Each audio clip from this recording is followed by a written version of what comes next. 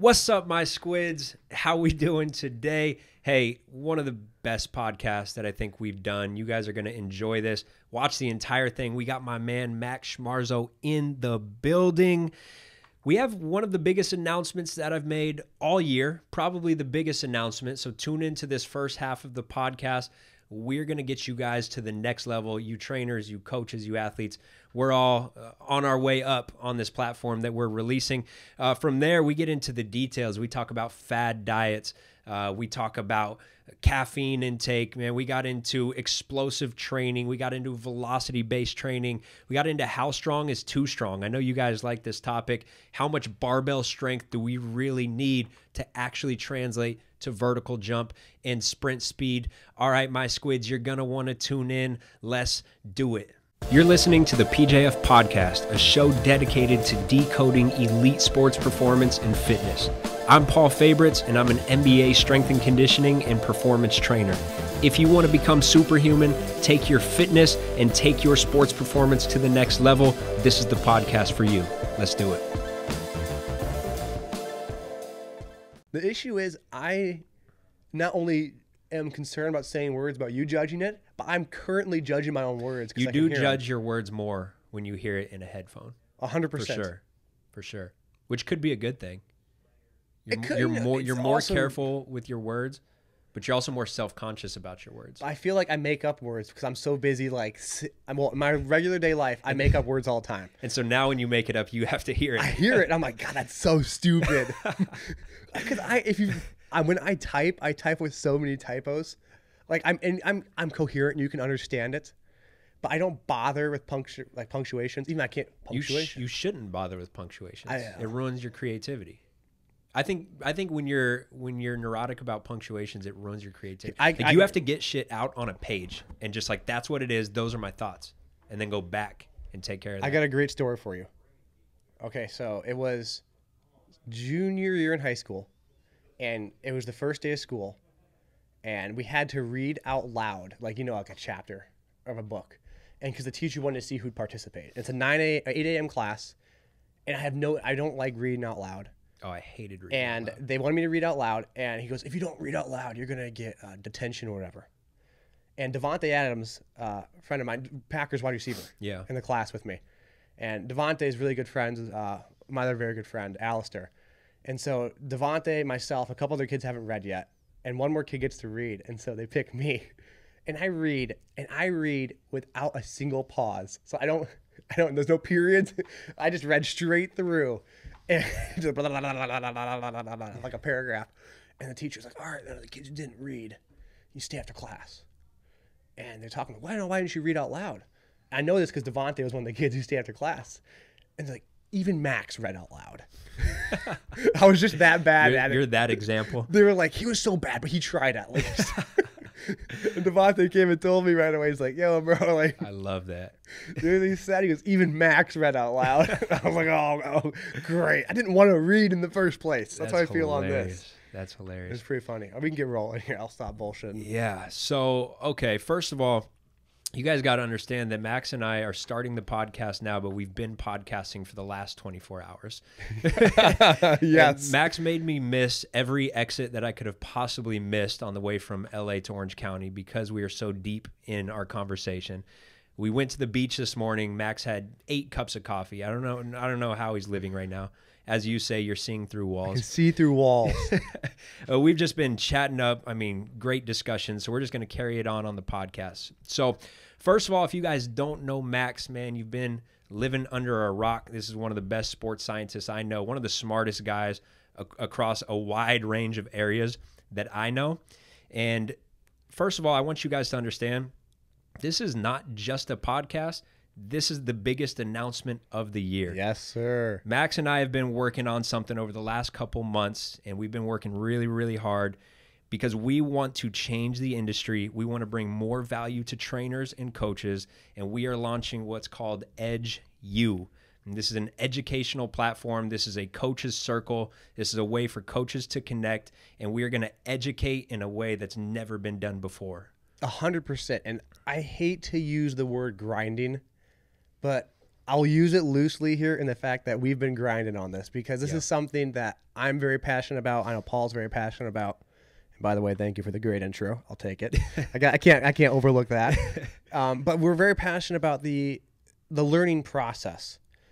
We don't want learning to be this static environment where you only learn based on someone else's terms. So if you go to school, typically you only learn at the pace at which this class is going, in the direction in which the class is going, and under the context of what that class is. Well, we know human, performance and sports science and the world we live in isn't very siloed. It's all connected. Right. And we want this platform to be dynamic and connected. We want you guys to get a look into how we learn personally. What papers are we currently diving into? What are our thoughts on those papers? What are our opinions? And then having you be a part of that process, and some ways that we are going to announce in the future, but there'll be some really exciting ways that we can make it much more dynamic in a fashion that it's not just our thoughts, but input from others, having individuals share their topics, some of their articles, their opinions on how we're going in regards to the learning process of, whatever that topic might be. Right. So I'm juiced, man. I'm 100%. Paul gave me a call on this. I swear to God. He gave me a call. I was like, hey, Max, my man. I was like, what's up, Paul? He goes, you want to do this? You want to get rolling? And I was like, absolutely. Yeah. And I text Paul. I go, dude, I'm getting sick. He's like, what? Why are you getting sick? I'm like, I wrote 40 articles in 4 days. I haven't slept. He's like, well, maybe you should calm down a little bit. I'm like, I'm trying to get 100 articles made because I'm so juiced about this. Yeah. No, we're so excited. We've both been cranking away at content, and we're going to do long form stuff. So we are going to do, Max is going to do webinars. I'm going to do webinars. We're going to come up with webinars together, but we're also going to write articles. We're also going to do shorter videos. We got some really interesting ways to save coaches a lot of time, because we've identified, all right, why is there this separation between sports science and coaching? And a lot of it, the coaches want the most updated information. They don't have the time to get that information. They don't have the time to read every single study that's coming out. And so one of the things that we're doing is we're trying to save you guys time and get you as smart as possible at the same time. So we're going to do things like research reviews, where we do the work for you. We dissect the research, and then we give you what we think from that study. So the actual takeaways of how this influences your next session. We're going to do things like book clubs. You may not have time to read entire books, but we're going to have this book club where we encourage you to read along with us. Each week, we will then review it and give our takeaways of what we think about that book. So it's a way for you guys to stay accountable to reading, but also if you don't have the time to read, you still get the takeaways from that book. And so we got a ton of ways that we can save you guys a lot of time and take you guys to the next level as trainers. And all that stuff's going to be backlogged too. So if you didn't have the opportunity to read that book while we're reading it, well, you can go back to how we took, that book club through its course, that single book chapter by chapter. So you can pick that book up and then start from chapter 1, read your chapter, and then hop in on how we discussed chapter 1 of that book. Right. So it's not like if you miss the train, it's gone. We want it there to be backlogged too. So if you have interest in a book that we maybe already covered, or one that we're going to cover in the future possibly, and you want to get a head start, whatever it may be, we want to make it accessible. So it makes the process, as Paul's saying, a little more efficient and effective on your time schedule. But we're kind of doing some of the discussion on the front end to hopefully guide some of that learning process. So it's a central hub where you can, again, I'm pretty nerdy, make learning fun. Very nerd, not pretty nerdy. I'm very nerdy, 100%. I like learning. I think it's exciting, but we want to make it our opinions, but then allowing you to have the tools to develop your own education or educational justification for what you're doing. Why am I doing this as a coach? We provide our insights, then we provide the raw papers. Go read it. Share your opinion. Let us know what you thought. We got the book club coming up. We're going to talk about this chapter. Maybe submit some questions that you want to know about. Maybe submit an article that you think this is how it should have been discussed. Then we can hop on here and chat about it. So a lot of things. Another thing that I'm really excited about is the social media review. So, yes. Look, social media is a great place to learn. There's a lot of great coaches and scientists delivering information, but you guys are wasting a lot of time scrolling through your phone. We're going to take the best social media posts. So let's say it's for November. We're going to take like 5 or 10 posts, and we're going to really break that down. So what I always say about social media, it's great for horizontals. It's not great for verticals. What that means is you learn a little bit about a ton of topics, right? You see a video, you learn about it for 1 minute, but you don't really know anything about it. And then you just scroll on to the next one. So there's a lot of coaches who know just enough to talk about it, but not enough to actually implement it. And so what we're going to do is dive deeper and go, look, these are the 5 most beneficial posts that I saw. And then we're going to elaborate. So we're going to show you what they said in the post, but also can we get some more studies to back that or to refute that? And we're going to carry on the conversation. So now you can actually become more of an expert in that topic instead of just knowing a little bit. So that's another way where you're going to take your knowledge to the next level, and it's also going to save you a ton of time. Yeah, and part of that, we're going to have exclusive interviews with some of these actual coaches that you might be seeing on these Instagram posts. Yep. Right? If we have my boy Vern Griffith, I think you could calling you out right now. I know he's going to get his ass on here. Get him on, talk about how he's using the landmine stuff, but get him on here so we have a detailed, in-depth conversation, and then referencing some of those techniques that he's using in the videos that he's using, but the exclusive interviews and content that we'll have, but that's driven from an educational standpoint. It's not just come on here and chop it up. Yeah, we'll talk to them. I want to learn from them. So I'm selfish. I want to learn. Paul knows that. All I do all day is read books. I'm a weirdo, whatever. But I want to get this guy on here, get the interview in, and pick his brain so we actually dive into the details. And then breaking that talk down so Paul and I can discuss our opinions on it, some of the research on it, and really make it deeply interconnected in a way that it normally really isn't. Normally get that superficial. Let's hear a guy one time. I don't see him again. He talks for an hour and a half. Oh, it's fun to listen to. But let's break down that conversation. Let's hear what he's saying. And then really, let's challenge it in a good way that I'm trying to learn. I want to hear his thought process so you guys can learn from that too. Right.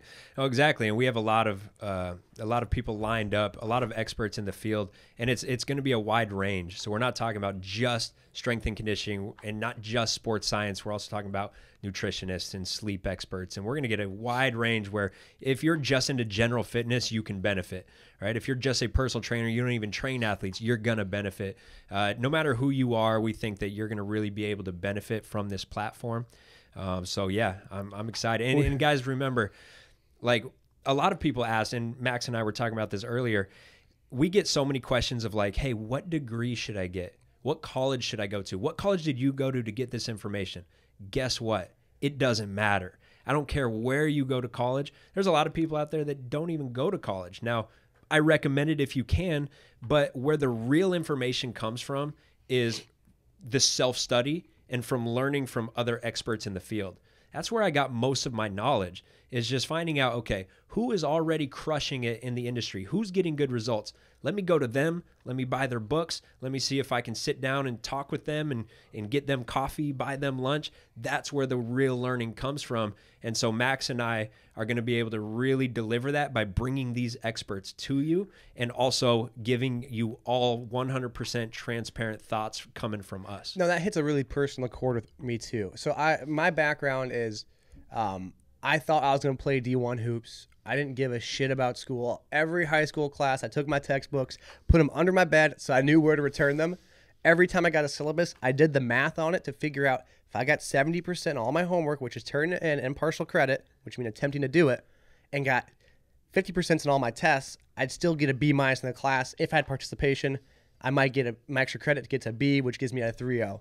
So I didn't care about learning. I care about a grade. I did that through college too. I actually got... lucky enough, I got 2 degrees in college, but I wasn't a good student. I had a 2.2 my first year of college, almost got removed from the academic, not academic scholarship. The scholarship I had wasn't for athletics. It was for, semantics. Being out of state, family went there, blah, blah, blah.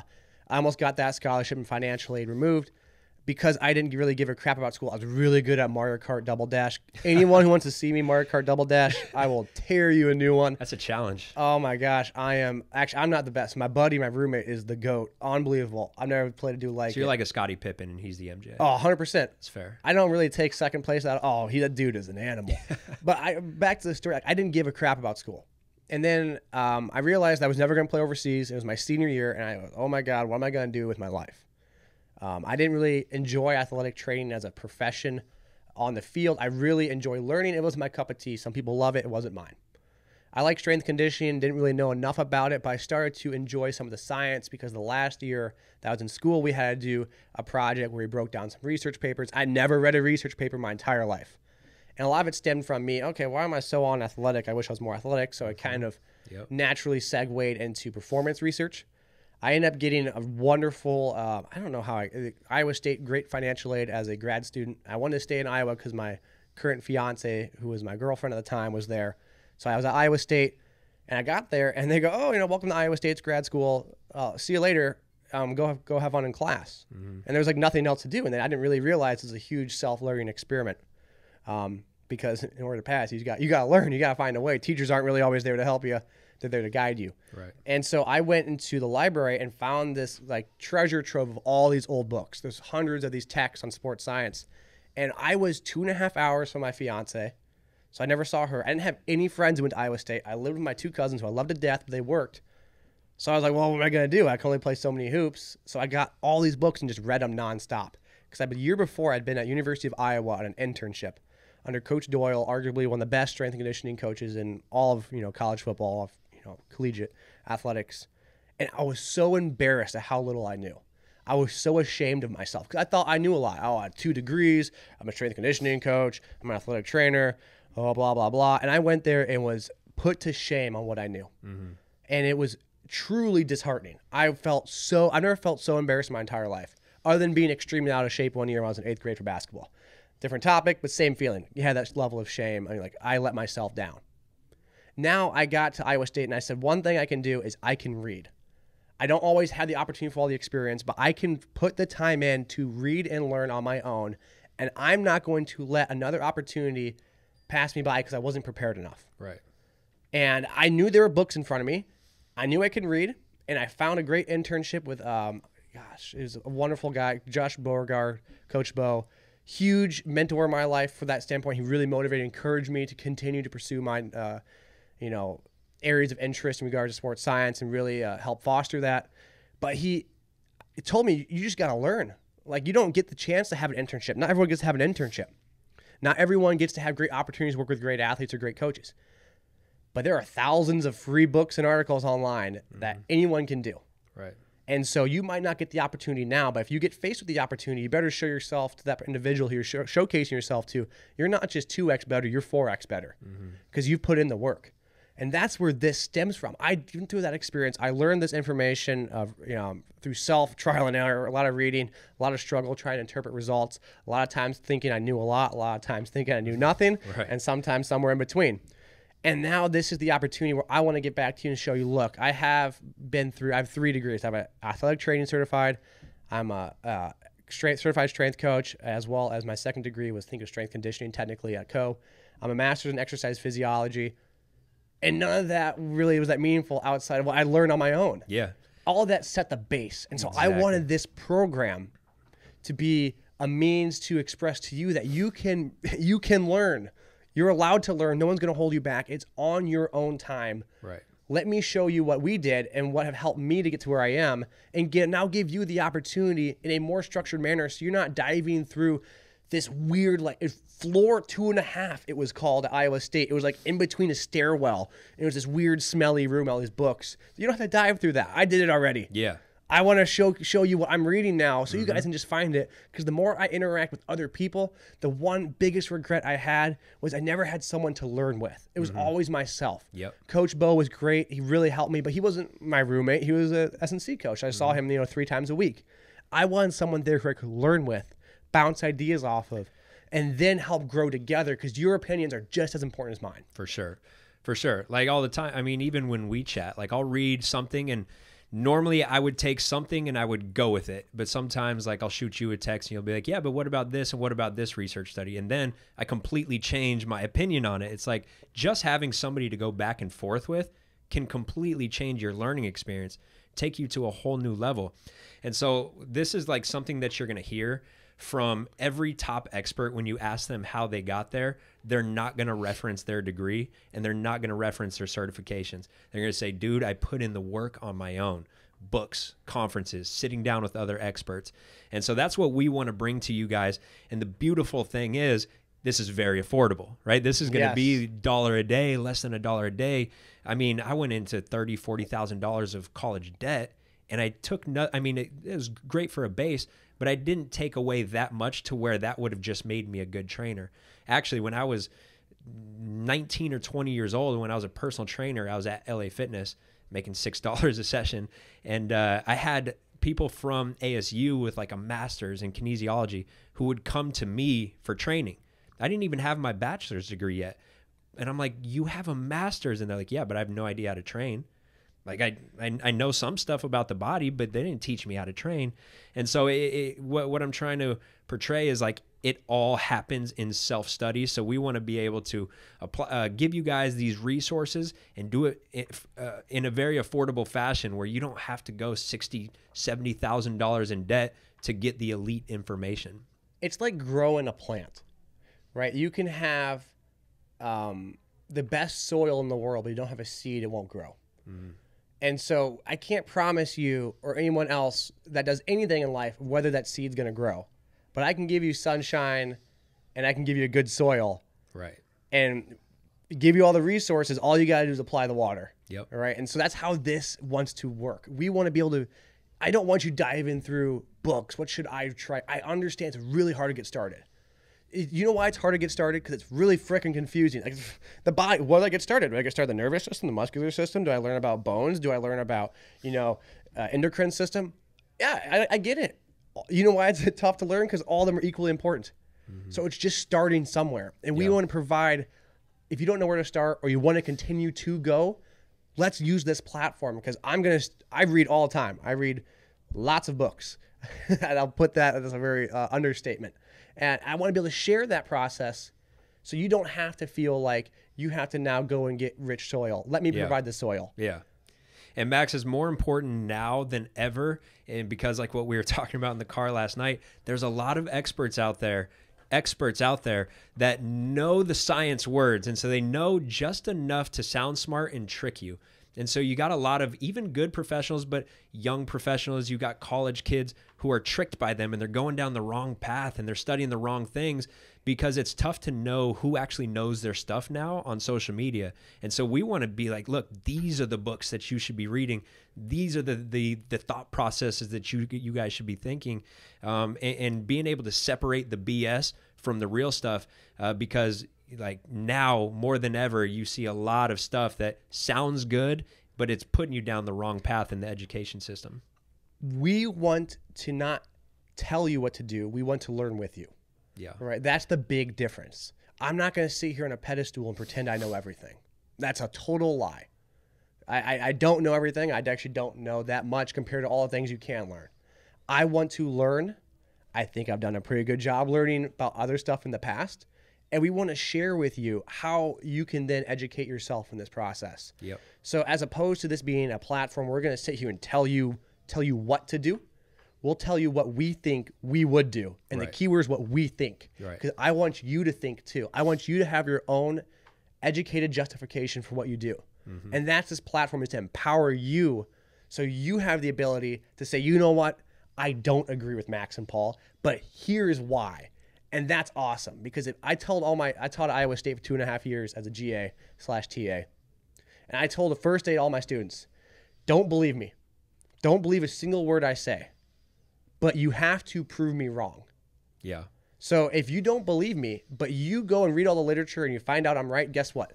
You learned a very thorough understanding of why I said what I said. And guess what's even better? If you prove me wrong, you have a very strong educated justification for why you proved me wrong. Because if you don't believe me, then it's going to force yourself, okay, I'm going to prove him wrong. I'm going to say that that's not right, and I'm going to prove it otherwise. That means you have to put the effort to prove it as opposed to just accepting it. If you just accept it, anyone's going to push your boat either way. Mm-hmm. But if you have to be willing to take that ownership of it, and we're here to provide you with that platform. Exactly. No, I'm so excited. And we're not only going to talk about the specifics of training, of course, like we're going to dive into the business side of things. You guys know that I'm pretty passionate about that. I released a webinar and it kind of blew up. And in the webinar, I mentioned, hey, I'm going to come out with part 2 on business success. I'm going to dive into social media success, all this stuff. And I got such a good response that I was like, maybe I shouldn't just do a webinar. Maybe I should do an entire platform. And so the past couple of years, I've been going back and forth on like, how can I release this? Because a lot of you guys know anything that I'm going to be involved with, like I need it to be really good. I'm not just going to put something out. And so I'm like, what can I do? Like, how can I make this the best in the world, the best possible educational platform for everybody to grow with and change the industry? And I'm like, man, Max, I need Max on my side, I appreciate that. Like, you're the first person I thought of. I'm like, man, he knows so much on such a wide variety of topics. He puts in the work. He studies constantly. He can communicate it, because that's the thing. A lot of sports scientists who are super smart, they can't actually communicate it and teach. They just want to show how smart they are. But Max does a good job of being extremely smart, but then also actually teaching you what you need to know. So, I mean, I'm so excited for this. I really feel like this can be a game changer in the industry. And like what we were talking about last night, we were just born. The industry was just born. Even when I was coming into the industry, it was like, I wonder if trainers can make a good full-time living. You know what I mean? 100%. Like, I didn't know anybody who was like a basketball-specific trainer making a ton of money, or any niche within strength and conditioning that were making a lot of money outside of like big college programs. And now you see a bunch of guys just crushing it, and it's just now being born, man. We're 10 years into people crushing it. So I feel like this is just now being born, and the industry is only going to continue to rise. So you want to be at the forefront, and you need the best information, and you need that good coaches circle so that we can all network and communicate with each other and grow together. And we're going to have some wild cards in here too. We're going to have people who I'm pretty excited to get on. Design thinking specialists, people who are in the business world, people who have to organize large companies, because you can learn from that. And again, this is a platform in which you learn from. It's about mastering your craft. Every detail that affects your craft, we're going to try to get you to master. Man, we'll get Calvin on the podcast, and we'll talk about how he creates my social media content that goes viral. He's the man that makes it happen. We'll get Calvin on here and see what he has to say about making viral posts and stuff outside of just training. So I'm super excited for it. Oh, I am juiced. This is something I've been looking forward to. Something I was doing the groundwork for about a year. And Paul gave me a holler and said, absolutely, let's make it happen. It's going to be big time. EdgeU. Education. You're going to get an EdgeUcation. You like that wordplay? Yeah. That's Max's. I'm just taking credit for it. It is the edge, because it is not just the edge of what's coming out. It's giving you an edge, because we're laying a lot of we're serving softball lobs up. Yeah. We're giving you things to read. Right. And it's your education. Mm-hmm. Right. It is about you and how you learn. It's your edge. Yep. And so that's the idea of the platform, and why it's not just, we're going to talk about muscle physiology and nutrition. No, you're getting an edge in all aspects, because business, life, it's not one-dimensional. Right. It's multifactorial. You got to be able to deal with a lot of things at once. Big facts. Big facts. So I'm not going to announce an exact date yet, because we're waiting on a few things, but just know in the next couple weeks, we're probably going to be launching. So make sure that you guys start like kind of looking out for our social media page. We are creating a separate Instagram page that I'll be announcing, and you guys can follow along there. We're going to do, infographics and post some of our little research reviews and stuff like that. So just know that we are going to continue to give out a ton of good free content, but you can only go so far with an Instagram post, right? What I want people to understand is, like, when you follow my Instagram page, I give out a lot of information. Max gives out a lot of information, but it's still just the tip of the iceberg, right? For some people, they look at that and they go, oh, that's the whole thing. You can only do so much in a 1-minute Instagram post. Exactly. Even IGTV, 10 minutes, whatever. It's not enough. It's not enough. Like, these are things that we could be writing a 200-page book on. So 100%. To think that you're getting everything out of a 1-minute Instagram post. So anyways, my point is, we're going to continue to give out good free information, but this is where we're really going to dive into the details, is on EdgeU. Exactly. And we got a great team. Strength with speed. Drake B, maybe. Hey. We got Drake on our side. Not Drizzy Drake, but we got the second best Drake that we know. Yeah. He's probably better at Champagne. He's probably better at sports science, though. I remember one-on-one, Drake versus Drake. Ooh, let's set that We're up. out in that neighborhood. Let's set that up. Drizzy Champagne, where you at? Ooh, Drake oh, my Drake. gosh. It's going down. I would say Drake's last name, but I always call him different last names. So I actually can't say it. Drake B. Drake B, Bear. I always called him Bear because I thought that's what it was the first time. So the Bear, but it's not his name. It's Strength to Speed. Yeah. My dude. Yeah. Yeah, he's going to be good part stuff. of this. So he puts out some great works. A lot of brains, a lot of people who've applied. Mm-hmm. You know, a lot of normal dudes at the end of the day. A lot of normal dudes with insane passion for the field. And that's Absolutely. where it comes from. Like I always tell people, I'm not naturally very smart. Actually, I'm probably on the dumb side of the spectrum. I'm not going to comment after seeing him drive here. Yeah, that was bad. Elon, help us out, my man. Those maps on the Elon was running our maps himself. I swear he was running it from his phone, and he was drunk. Tesla Mobile, a little late. Yeah. No. Anyways, I'm just extremely passionate about the field, and so I'm willing to sit down for 10 hours straight and read. So, like, we're just super, super passionate about this stuff, and so we're very normal guys. We're very down to earth. We're not pretentious in any way. No amount of success will make us that way. We're just normal guys with a big passion, and we just want to teach people. And a hunger for coffee. Man, if you want to come make us happy, you can stop by, bring some coffee, some oat milk. We're ready to roll. Man, I overdosed already. I only had 2 cups. I'm not big. I was trying to hang with you. You're at 6? I don't know. I'm at enough. You're at 5 or 6. I got a little more body weight, though. Isn't that how it works? Is that per kilogram? Yeah, I guess so. Well, I mean, you could probably tell me better. We actually just had this conversation about caffeine. Like, is this a performance enhancer? Does this help you? Did you drink a lot of coffee? Okay, well, one step back. Have you read some of like the RDAs on it, or like recommended dosages for performance? No. And like you did the math on it. I don't want to speak out of turn. I think it's like I would end up taking like 800 milligrams at my body weight of caffeine. If you look at statistical outcomes for power performance, because it's X amount per body weight, and me being 235, I remember doing the math. It was like 800 milligrams, which is like what you're on right now. Like that's what you're on. It's my norm. It's my baseline.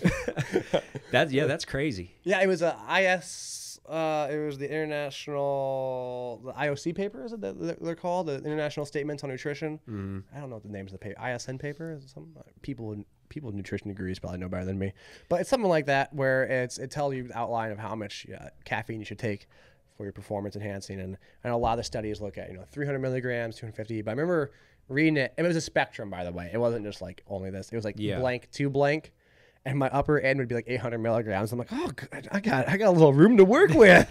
That's Bring crazy. that second and third cup I've already had. Yeah. But sensitivity has to play a huge role, right? So like if you're 800, but you're 800 every day, then that 800 doesn't mean much.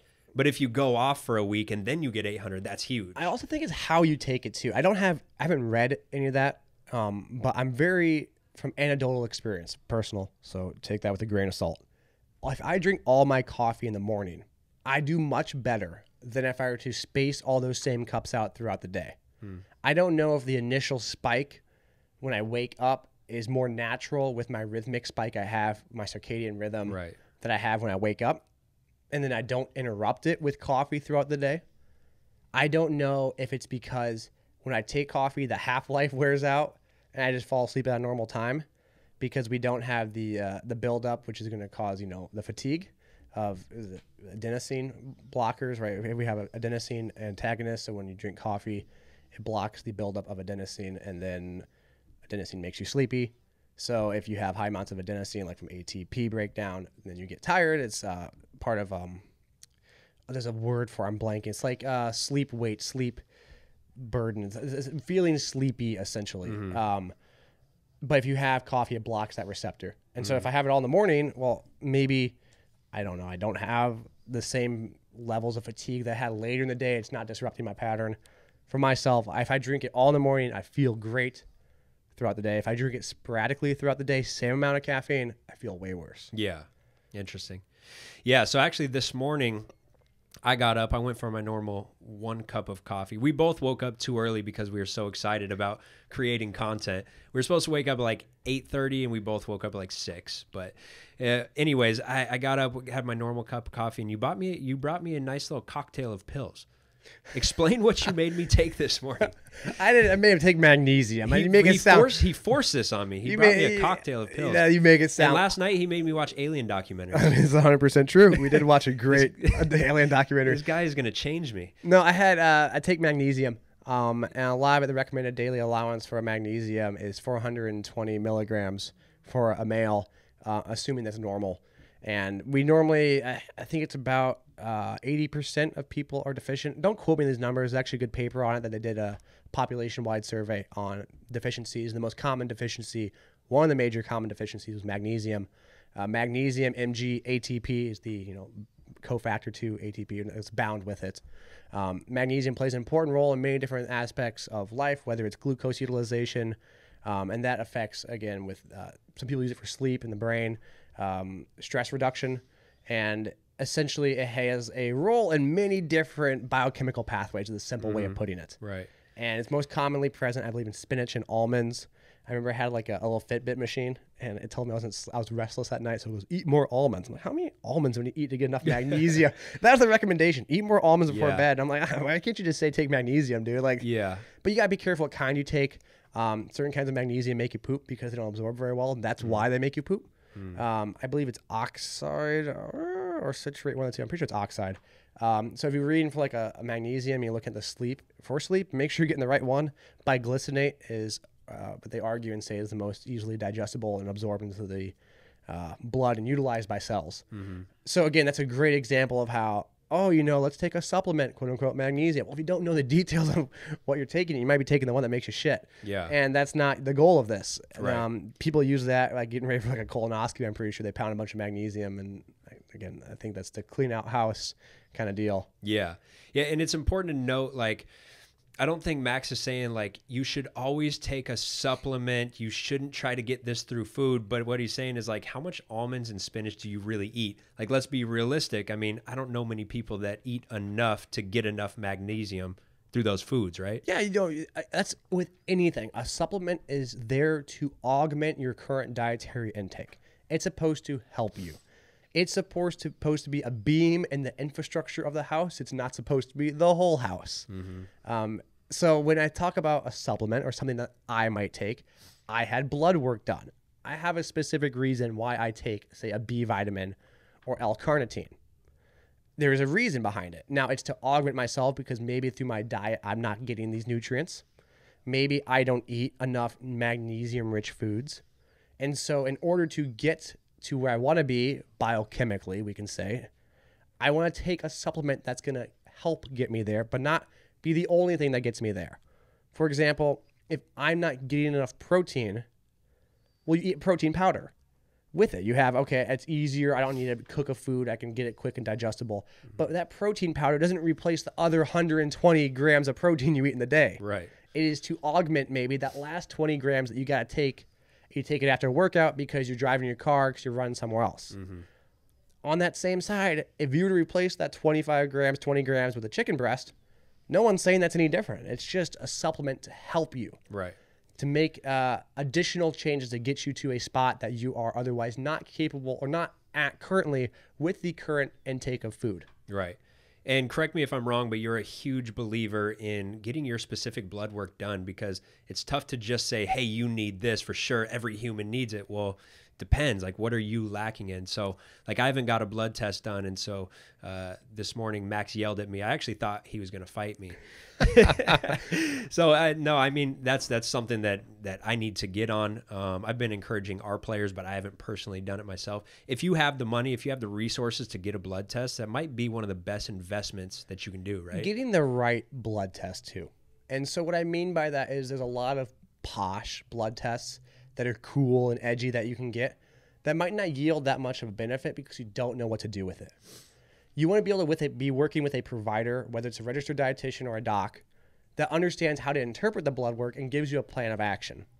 I see a lot of people who go, I'm going to go get blood work, and they might do, let's say, a certain type of testing whether it's IgG, which is a controversial immunoglobulin test, which measures certain protein levels in the blood to see if you're sensitive to a food.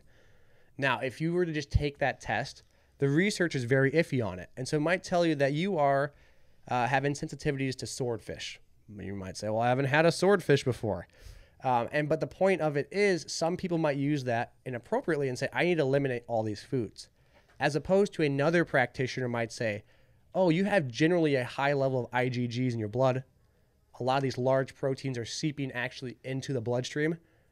We, as a practitioner, not me, but I'm assuming that practitioner role, might say you have leaky gut and you might have malabsorption or some of the foods, whatever, and you might need to go on a specific protocol of eliminating certain foods for a temporary period of time under certain supplementation, whether that's glutamine or other areas of interest, to allow for repair of that gut wall under the hypothesis that if you do that, the amount of IgGs, these free proteins floating around the blood, will be reduced because that gut wall will be repaired. Mm-hmm.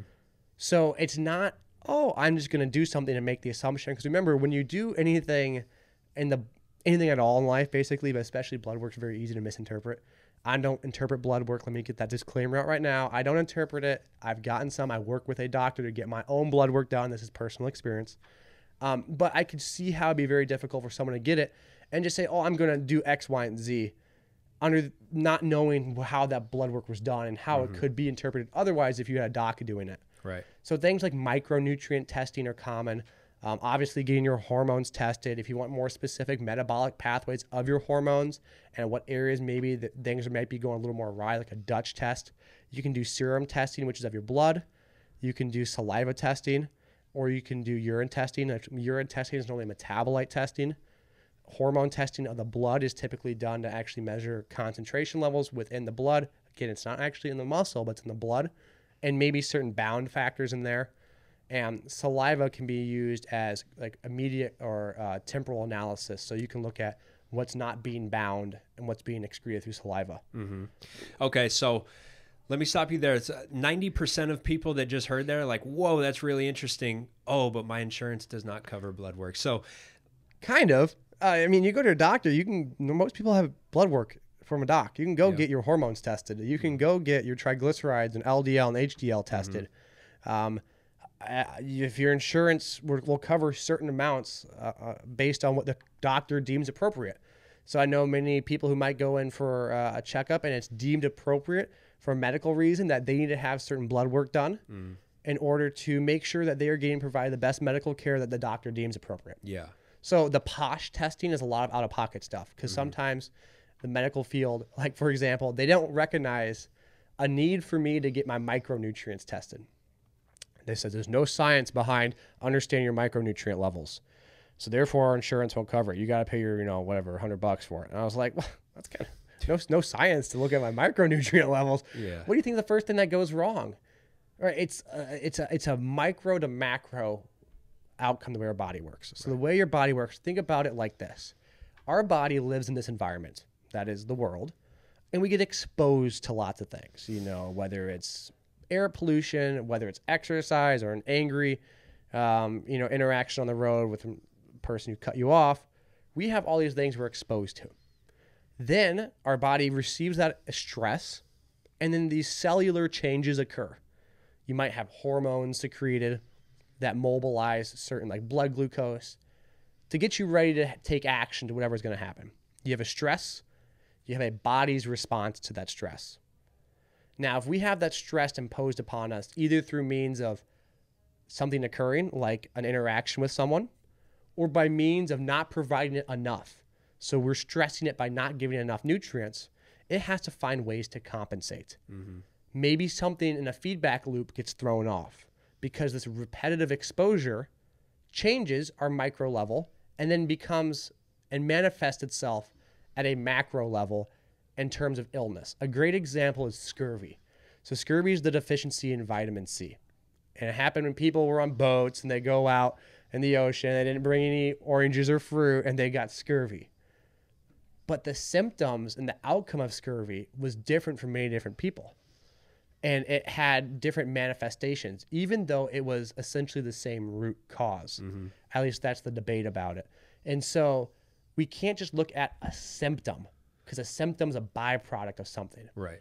Getting jacked and big biceps is probably a byproduct of lifting weights, doing bicep curls, and eat enough protein and enough nutrients to build muscle fibers. You build little muscle fiber, build muscle fiber, not hyperplasia, hypertrophy, grow them. Yeah. And muscle fibers grow a little bit every time. And they keep growing and growing and growing. And eventually they grow enough that you can see a physical change in the mirror. But just because the physical change in the mirror occurred doesn't mean that 6 weeks ago when you didn't see that these fibers weren't growing. Right. It was just such at a micro level that you couldn't measure the adaptation. Right. And so that's the same way we look at everything in the body. So if I want to get certain levels of, my blood work, my nutrients done, well, maybe I'm missing certain nutrients because of my diet, and missing these nutrients might manifest itself in other, suboptimal outcomes in the body that might lead to me being sick, a slight reduction in the immune system. So to say that your micronutrients aren't important and understanding those levels, okay, well, it's very complex, so you're never going to draw a one-to-one line, if that makes sense. Right. No, for sure. Okay, so I'm thinking as a YouTube commenter right now. I'm thinking of what everybody is going to say. So, okay, well, I'm not as mean as a YouTube commenter. Let me say, there's some keyboard warriors out there. Yeah. No. I'm thinking of what kind of questions do they have based on that? A lot of them are going to say, well, dude, for whatever reason, I can't get my blood tested. Is there anything that's for sure that I should be taking based on studies of just what humans are deficient for? Let's say you're a high school basketball player, you're super active, you're sweating a lot, you're grinding in the weight room, you're eating a pretty balanced diet. Is there anything that you think is a no-brainer that they should take? Wow. Which is tough. That's a very blanket. But first off, I can't make that generalization. Let's just say that right now. And I'm not going to be held accountable, so all disclaimers provided. I'm not blah, blah, blah. I'm not a nutritionist. This isn't medical advice. But I see obviously benefits in protein, right? Let's just get that out of the way right now. A lot of people might be suboptimal in protein, and I'll kind of break down why each category as we go through it. So protein is very important because it doesn't just build muscle. It plays a role in neurotransmitter development. That's what a lot of people don't understand. And enzyme development. What do you mean by that? So when a neurotransmitter is synthesized, it is a protein that leads to an amino acid. So you eat a big protein meal, or you said very macro, the big picture protein. They're amino acids, which are the micro version, we'll say, of the protein, what the protein's made up of, and then you consume it, and those amino acids, they'll go signal certain things, like leucine. That they say is the motivator to build muscle. It kind of signals build muscle, but you need the other proteins there to actually, have the infrastructure be built. And things like tyrosine are precursors to other neurotransmitters in the brain. And they have roles in which they might be needed outside of just muscle protein synthesis. So to not bore you with detailed biochemistry, proteins are kind of like the general builders. But that includes not just your muscles, but your tendons, your neurotransmitters, your enzymes, and they all play a role in biological pathways. And so if you're not eating enough protein to repair muscle, well, what's happening elsewhere too, possibly? Right. And obviously we want to have enough to be repairing what we need to have. So protein's important. And I've read a study, I think, recently that suggested, I think it was 0.72 grams of protein per pound of body weight can go towards muscle building.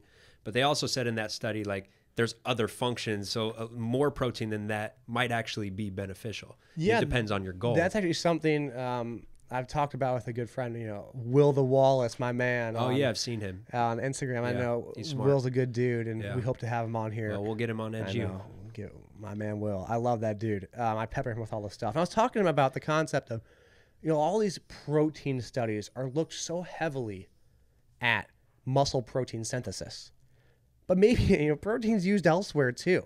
And certain amino acids are used elsewhere. Tyrosine, phenylalanine are used for dopamine precursors. Okay, well, we have other neurotransmitters outside of that, like glutamate. I can't even say it right now. Glutamate. Will, I apologize. Don't make fun of me for that. All right, we have proteins and aminos being used for other means. And to think about it in only in terms of protein synthesis, Well, obviously, there's difficulty in measuring some of these neurotransmitter synthesis and metabolites that we're measuring, that you can measure. I shouldn't say we, I'm not. But we can actually maybe make the assumption. Again, this is my assumption. It's not right, not written in stone. But maybe it's used elsewhere too. So if we're only getting back enough to build protein, maybe we're not doing X, Y, and Z. Or maybe protein's the last thing that occurs. So maybe you need to have enough, muscle protein synthesis, I should say. Maybe you have protein. That protein is allocated initially to the key core functioning things like neurotransmitters, because without those you can't function. And then once you've met the sufficient amount there, maybe it's then allocated to protein synthesis. Because we know that if you don't eat protein and you go on fasting, your body will start to break down its own proteins to utilize those amino acids elsewhere. And so your body has a very good way of making sure it stays alive. And what it deems in a hierarchical manner, what's the most important to least important, you might be able to argue that muscle protein synthesis might be the least important thing from a survival standpoint, because assuming a caloric excess and having enough protein for you to build muscle. Right. So you could argue that maybe these neurotransmitters are taken care of first, and then we need to have enough muscle protein synthesis. But then you could also argue all these other nutritional factors go into it as well. If we don't have enough glucose, right? Well, maybe we don't have enough muscle glycogen. And so now we have to divert some of those proteins as a means of energy utilization. Even though they're very poor at it, they can still be used as such. Like leucine can be used as glutamate. I can't say the word glutamine. I should have looked it up before this. I'm gonna feel like an idiot. Can be used as for a gluconeogenic precursor. So it's building muscle gluconeogenesis goes to the liver and releases glucose, so on and so forth. So you have these buckets. You have your protein, which is kind of your builder. Then you have your carbs, which is typically your energy provider. There's not many uses outside of carbs, outside of energy. And then you have your fats, which are utilized for other areas as well, like cell wall development. Tons of it. I don't even get into it, but it can also be utilized for energy as well. But maybe you can look at it and say, well, if I'm not getting enough carbs, I'm going to take some of that fat and divert it to energy. Now, is that best and most optimal for performance? Maybe not. Maybe we want to make sure we have enough carbs, so we're not taking that fat stores that utilize for cell walls and membrane integrity and using it for energy. We're utilizing it for what it needs to be utilized for. And so you can think about this triad of protein and carbs and fats as this dynamic interaction of three different variables that are put together to allow the body to work the best it can. And the minute we take something away from it, we take away protein, we take away carbs, we take away fats. The other guy's got to compensate for it. And we're going to dive a lot deeper on that topic on EdgeU. Is just like educating on exactly what are all of the roles of protein, all of the roles of fat, all of the roles of carbohydrates. Because if people actually understood the roles, they wouldn't restrict one of those nutrients. They wouldn't be like, oh, I'm just going to eat protein and fats. That's it. You'd be like, well, you might want to have some carbohydrates if you want to fuel a certain type of activity level.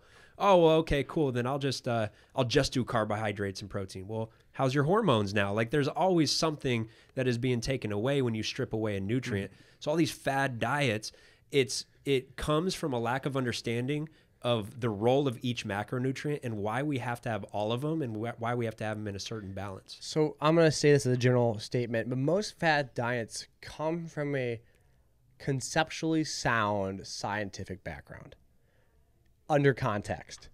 So, for example, ketogenic diets were popularized to help with epilepsy. They were not initially popularized to help you be the best basketball player. What happens is you might have good results in a specific research model, whether that's an animal model or human model, or two different ways you can look at research and making sure you draw the right conclusions, or at least interpretations from. But then that model deems success, and someone on the outside goes, hey, look, that's pretty cool. Well, you know what's even better? We can make money on this. So they take that and they take the results of it, and they might cherry pick certain areas. And this happens for a wide variety of different kind of fad diets. And they say, look how great this is, period. But they forget to provide the context under what it was great for. Because the context isn't interesting for the masses. If you're making a documentary, you got to support that documentary with the evidence that supports that. It is not a good documentary. Well, for us it would be, but for the general population, it's not a good documentary when you say, oh, this works really well, but this other study actually refutes that. Oh, actually it works for this, but also it doesn't work for that. Nobody's going to watch that. No. It's infotainment. So you're just you're trying to entertain with info, and you're not going to get the balanced side. You got to have a shock value, right? And so as a consumer, you got to look at where you're getting the information from. If you're getting it from something that's very boring and very hard to read, it's probably the best place to get it from. Right. It's probably a little more non-biased. And the more it gets bite-sized, the more likely there is to have bias towards it. And that's the point of what we're talking about with the EdgeU, is that we want to share our opinions, but we want to give you the links to go look at the research. Right. It's okay to listen to people's opinions. It's not okay to let that opinion form your opinion without you having to do some due diligence. Right. And that's how I feel about it. I say, prove me wrong kind of thing, because I'm cool with that. Then I get to learn too, because I don't think I'm right. I'm sharing my opinion, and it's an opinion. It's an opinion based on some education, but it's a justified, educated opinion. But it's not a fact. Which, by the way, is the best way to learn when you actually like study the brain. And this is for learning. This is in studying what we're talking about, or this is for basketball, whatever. When you make an error and then that error is corrected, that's worth double in the brain. So instead of me just reading and being like, okay, I'm right. If I read and I grind to get that information and I go, okay, I think I'm right, and then you come in and say, actually, it's this. I made that correction in my brain, and that's worth double. That really sticks now. You're getting connections. And Paul, I don't know if you did that on purpose. What a segue, my God, because we're going to talk a little bit about performance feedback. Yeah. That fits exactly in with that concept. Yeah. The idea of giving our body feedback. And so I'm going to take a little bit of a right turn here, because this fits so well with the idea of us learning. Learning is learning, whether we're learning movement, whether we're learning new facts. Our body makes neural connections in the body. Oh, good Lord. Let's pause to deal with this all day. We'll take close enough. Neural. Yeah. That sounds kind of cool. Neural connections in order to synthesize an outcome. For example, I might read, I'll go back to that fad diet thing really quick. And I might read and not understand any context. So what I read, I make the connection one-to-one that this article must be right. As opposed to someone else who might be a registered dietitian who has a wide variety of information on a similar topic. They read it and they take it and they fit it in within a file cabinet of all other things in that context. So it is not the hinge point. It's just a piece of the puzzle. Yep. Now that same thing happens with movement. Now when we are talking about movement and performance and skill is a manifestation of what someone learned. So an example would be James Harden. We're just talking about this on the way over, and his step back. He has learned that is successful. If James Harden didn't score points on his step back, he probably wouldn't do his step back anymore. Right. It's pretty straightforward. But his learning process is based on a feedback process. Did I score? Did I get the outcome I wanted to? And so his body, his skill, his nervous system has orchestrated his muscles to work in a certain way to have a certain outcome, which is that step back, which no one else can really mimic. Now, when we talk about the weight room, that same thing is part of it. It's part of the whole outcome. So let's think about performance outcomes. In a basketball, I'm shooting lefty right now. I'm not a lefty. Yeah, why are you lefty all of a sudden? I'm talking about James Harden getting my step back in, my lefty shot. Right, we're talking about outcomes in basketball. You know if you made or missed it.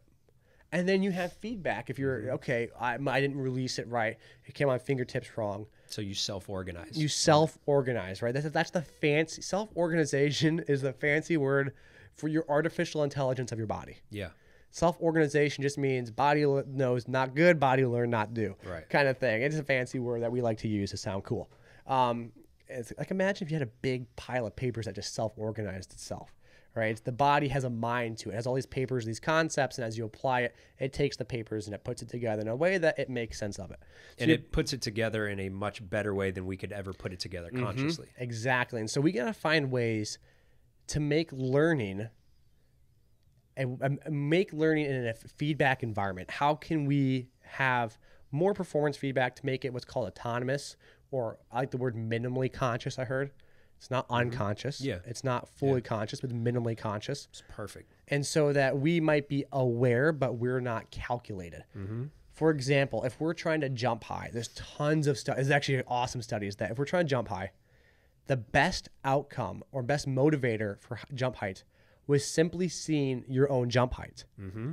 They actually had money that they'd give someone if they could beat their previous jump height, but they didn't show him their jump height and they didn't jump as high. Yeah. Because not just motivation, that your desire to jump and perform, but you're learning. If you jump, I would love to see this study to see people guess how high they jumped. Because I don't think people are very good at it. Yeah. People don't know innately how high they jump. So they don't know what a good jump was. which is why when you jump to try and dunk a ball, it's way more enjoyable, but also more feedback. People say, oh, you know, I go practice dunking. I feel like I can, you know, I get better at dunking way faster than I work from the gym. Yes, it's not because you're jumping more or less, assuming all jumps equal.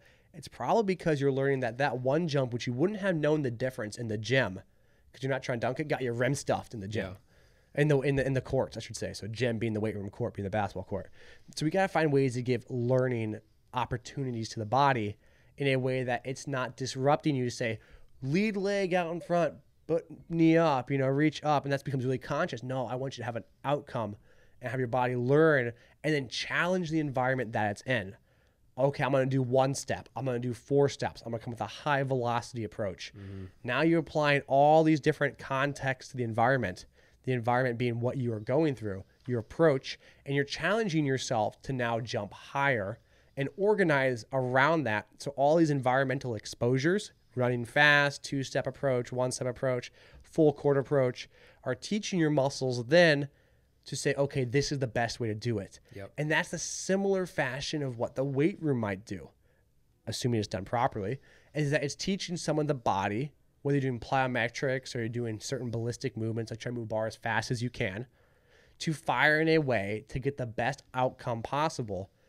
But your now environment has changed to heavy weights and load, which is different than that of, say, running and, you know, being on the court. Right. So it's environmental manipulation. No, for sure. And so the simple takeaway of that is always try to have an outcome. Instead of just like randomly jumping, like jump and try to touch something, because then you go, oh man, I got my wrist over the rim on that one. What'd I do? Self-organize. And so now you can repeat that again. If you're just jumping and touching the air, you don't know if it was good or bad. And then change your jump approach. So if you think the outcome is you measuring if you did something well, having a rim or something to touch, now change the environment, which is maybe your approach. I'll take 2 steps. I'll take 8 steps. I'll take 1 step. I'll have a band pull me fast. I'll do it outside. I'll do it, you know, in the court. And I'll do it on a lower hoop, a higher hoop, whatever it may be. You're changing that environment around it. Yeah. And like talking about in the weight room, this is why guys like you and I are pretty obsessed with velocity-based training, is because on one end, what velocity-based training does is it gets a maximal intent. Right? Anytime you have somebody measuring you, like even before I knew about velocity-based training and before I could afford an actual way to track it, I put a stopwatch on people and I just timed them from thighs parallel to standing up. I wanted you to get up in 0.5 seconds. Is that very accurate? No. But people know that now you have a stopwatch on them, and so they're getting max intent. And so on one end, simply measuring, even if it's not accurate, can improve results. But on the other end, getting accurate with an actual velocity tracker is better, because then you can truly self-organize. So boom, I stand up at 0.7 meters per second. Oh, that was good. That was my record. And then you go, okay, self-organize. How can I repeat that again? Oh, yeah. So I'm going to take a step back. I'm going to talk about some of the science behind why velocity-based training is awesome, in my opinion. So we're talking about velocity-based training, and let me give you some stipulations. So velocity-based training has to be done with maximal intent, moving the bar as fast as you can. And in this case, we're doing it with feedback, whether you're measuring the bar speed or someone's got a stopwatch on you. Yeah. Now, let's talk about the neurological portion first. When you move evolutionary first, your body doesn't want to move a light load faster than it needs to. Yeah. What's the benefit of it? Well, the only time you throw a rock to kill an animal is when you're throwing a rock to kill an animal, right? If you want to move a rock that's in your way, you're just going to move it out of your way. You're not going to throw it 10 yards. Path of least resistance. And so your body doesn't want to, utilize excessive amounts of energy on tasks it doesn't deem important. So we have to now find a way to make this task important. We have to find a way to say, okay, look, brain, I want you to jump your highest. I know you can lift, 100 pounds just fine, but I want you to move it really fast. And you might try really hard, but you still really don't move it as fast as you can. Now, that's part of because you might be desensitized from your brain telling your muscles to work. It's kind of, saying, yeah, we're going to try 80%. We're going to tell you, you're going to think you're doing 100. You're only going to do 80%. But the minute you get something that measures it, like a feedback tool, now you can see, it wasn't as fast as I got. It becomes arousal. So you have your nervous system gets excited. You get competitive. Yeah, that's the key right And then there. all of a That's sudden the you word. get ready to go. Competitive. And now competitive, it goes back to evolutionary standpoints. And if you want to talk about like mating, it's a competition. And so in a very primal way, it's like continuing your bloodline essentially was how it was. If you think about very way back caveman days. So that competition is a competition for a reason. Is it trying to survive? So your body goes, okay, let's rock and roll. Let's make this happen. Because either you enter that fight or flight state of sympathetic nervous system, you're probably in that fight state. You're ready to rock. So now you are exerting more effort than you would otherwise into that bar. Mm-hmm. You're lifting it faster because it's become competitive. And what that does is when you move the bar as fast as you can, your brain sends signals to the muscles in different ways. So first and foremost, there's what's called a feedback and a feed forward model. So a feedback is it like you're doing something, you're picking a glass of water up, and you realize that, you kind of wiggled it wrong. So you get feedback that it was almost going to spill, then you straighten it back up. Maybe during a slow squat, you get feedback that your hip's shifting one way, so you recenter it, come back up. You don't have those models in sports. You have what's called a feed forward model, where you predict what's going to happen. That's like, I'm going to go jump and try and dunk on someone. But when I step and hit the ground, I don't go, oh, my foot's a little bit off. Let me move my weight here. No, it predicts where you should put your foot ahead of time, how much force you should apply. Mm-hmm. So when you now try something with maximal intent, you use that feed forward model because you don't have time to get feedback because it's all systems go.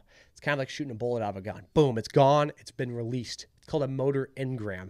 A motor engram is kind of like the blueprints that your brain uses to organize muscles. So as opposed to calling up each muscle and saying, you're going to do this, and then the muscle responds, oh, we're actually leaning a little bit to the right. Now, pull us back left. It sends out the blueprint and says, all right, go. Right. All systems go, and it releases it. And so now we have what's called a feed forward model, and releasing that motor engram ahead of time. And now what happens is neurologically, your muscle sends your brain goes on the spinal cord, sends electrical impulses to the muscle, and you have higher EMG spikes. So EMG is what measures the electrical activity of the muscle, the communication. Now, when you try to move something as fast as you can, the brain sends more impulses to the muscle and says, go, as fast as you can. And when it does, it actually increases the rate of force development. So it rapidly accelerates that bar, that initial standpoint. That initial movement is very important because sports are all done in impulsive manners. It's that quick, explosive movement. So we have those neurological benefits that occur, not just from a feed forward model that we were trying to do something. I'm going to jump as high as I can. Brain releases the blueprint, the muscles jump, and then you get feedback from whether you jumped high enough. So it understands, did I make a prediction error? Did I step right? Could I have stepped better on my penultimate step before I jump? Mm-hmm. Your cerebellum works in there for prediction error. So it's fine-tuning the system to make sure you're jumping properly.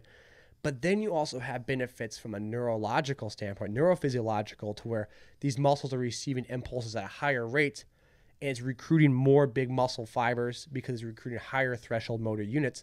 And at times, it makes those motor units, so a motor unit is that nerve and the muscle it innervates, the muscles it's connected to. It's kind of like the central commander has a phone or a text message, and his text message goes to a group text message. And then all the guys in the group are the muscles, and the big neurons have a lot of people in their group message, the big powerful dudes. And so what he does is he's very hard to get a hold of, this guy who's the higher motor unit neuron. But you can actually convince him to be active a little more. So if we continue to activate him, we call lowering your activation threshold. So you can actually activate these big motor neurons easier. Mm-hmm. So it's like you're becoming friends with the boss a little bit more. You can get a hold of him. You can shoot him a text, say, hey, can you pull some strings for me? And he messages the group and they all go. Right. Because you're on his good side. So when you have a ballistic intent, maximal effort, you have the feed forward model, releases the blueprints.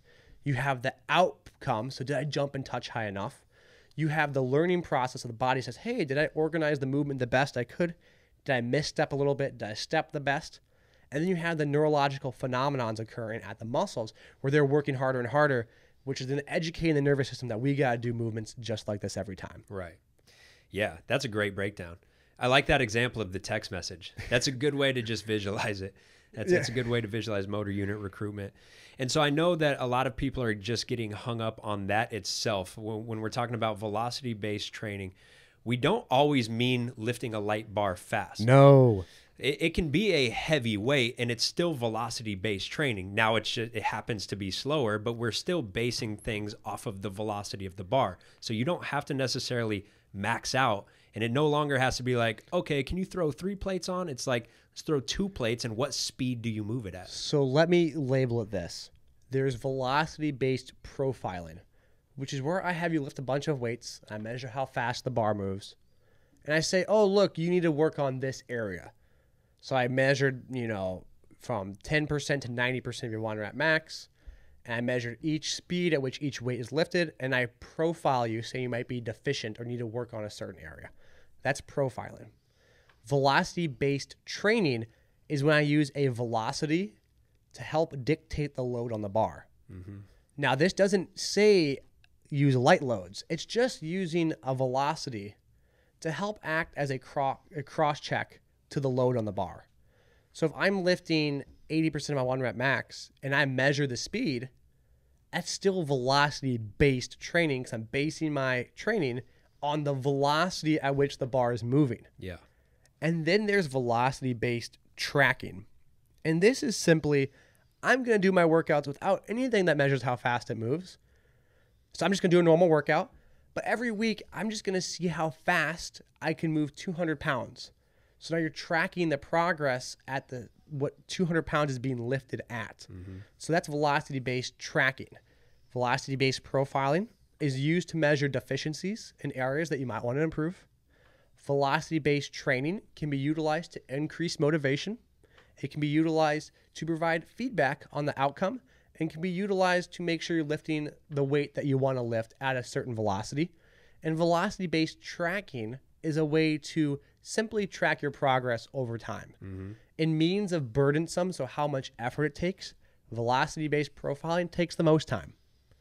Velocity-based training takes really not much time at all. You just stick a thing on the bar and you see how fast you move it. Velocity-based tracking is even less because you don't even do it every time you lift. You just do it once in a while. Right. And now when we talk about velocity, we got to understand that movement is based on velocity. So when we throw a baseball, when you jump high, your takeoff velocity dictates how high you jump. So jump height is actually just another way to measure takeoff velocity. Takeoff velocity is just another way to measure jump height. Yep. So velocity-based training is just a means of measuring displacement, how far something's gone. Mm-hmm. So you can use the same concepts of velocity-based training, but use jump height. Maybe you use how fast you threw a medicine ball. Maybe you use how fast you ran a 10-yard sprint and you add weight on a sled.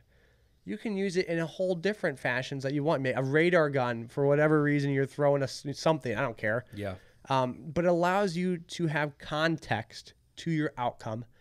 Again, to give you feedback on what you did, and then to allow you to assess your own performance for that magical word, self-organization of movement itself.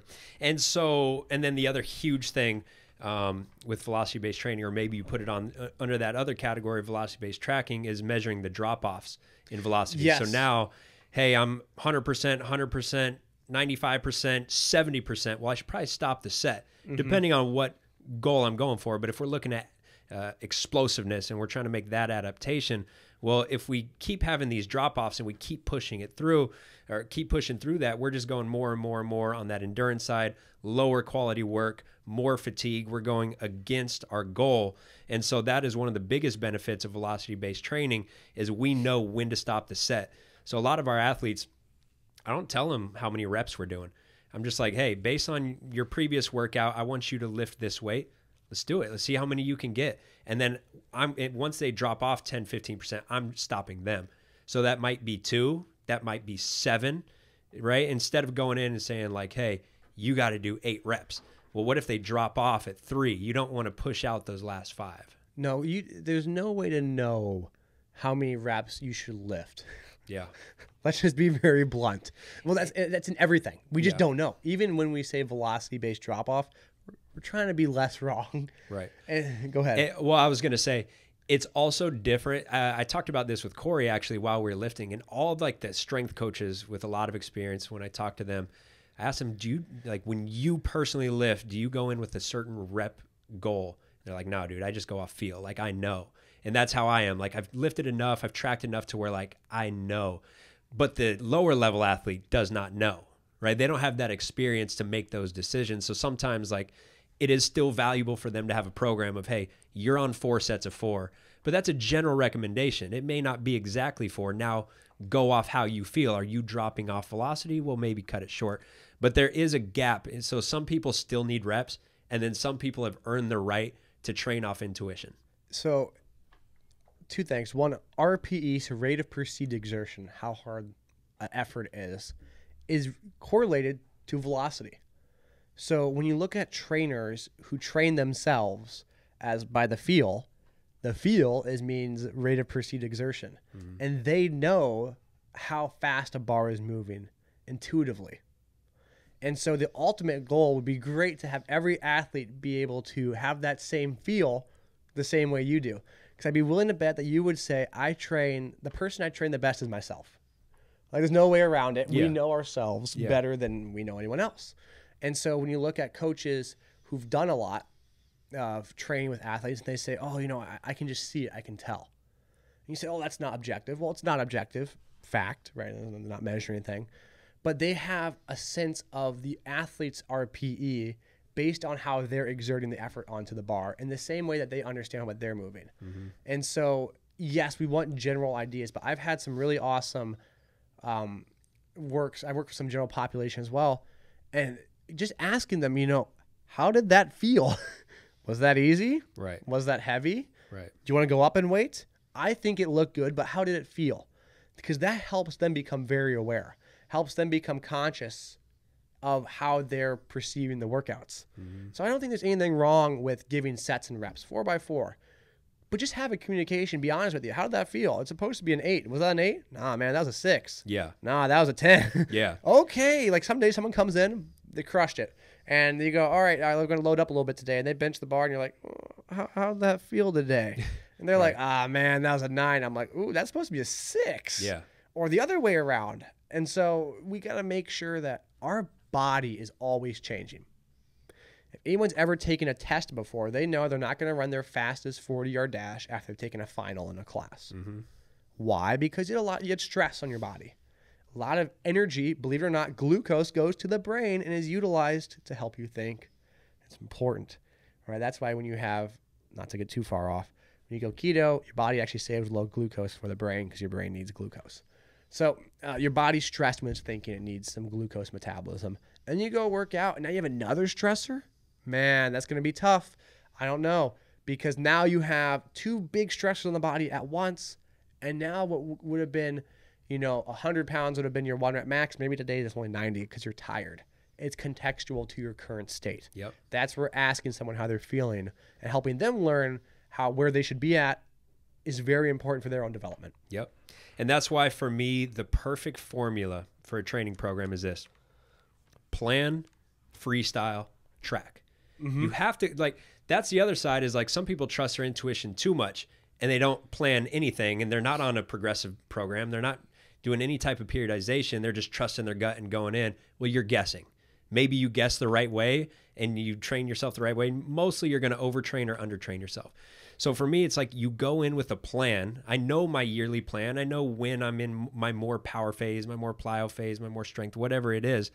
Within the sessions, I know kind of my general goal, but within that, I'm going to freestyle. Now I'm going to trust my intuition. Just because the page says 8 doesn't mean I need to go to 8 if that doesn't feel right, if I feel like my velocity is dropping off. If I'm doing more hypertrophy and I don't feel any type of burn at 6, hey, maybe I should keep going. Maybe I should go to 12. So it's have that plan within the day, freestyle, but then after you have to track. Because then the next time we come in, we got to know, okay, this is where I left off. In order to progressively overload, I got to keep some of these variables the same and maybe tweak one of these variables. So I think for me, that's the perfect formula. And this is something I try to teach all of our online clients, because they gotta learn that ability to trust their intuition and freestyle within the session based on how they feel. But you can go too far on both sides. Either I freestyle too much or I rely too much on the plan. For me, it's plan, freestyle, track. No, I love it. I love it because, You don't know how they're going to be that day. You don't know tomorrow. Yep.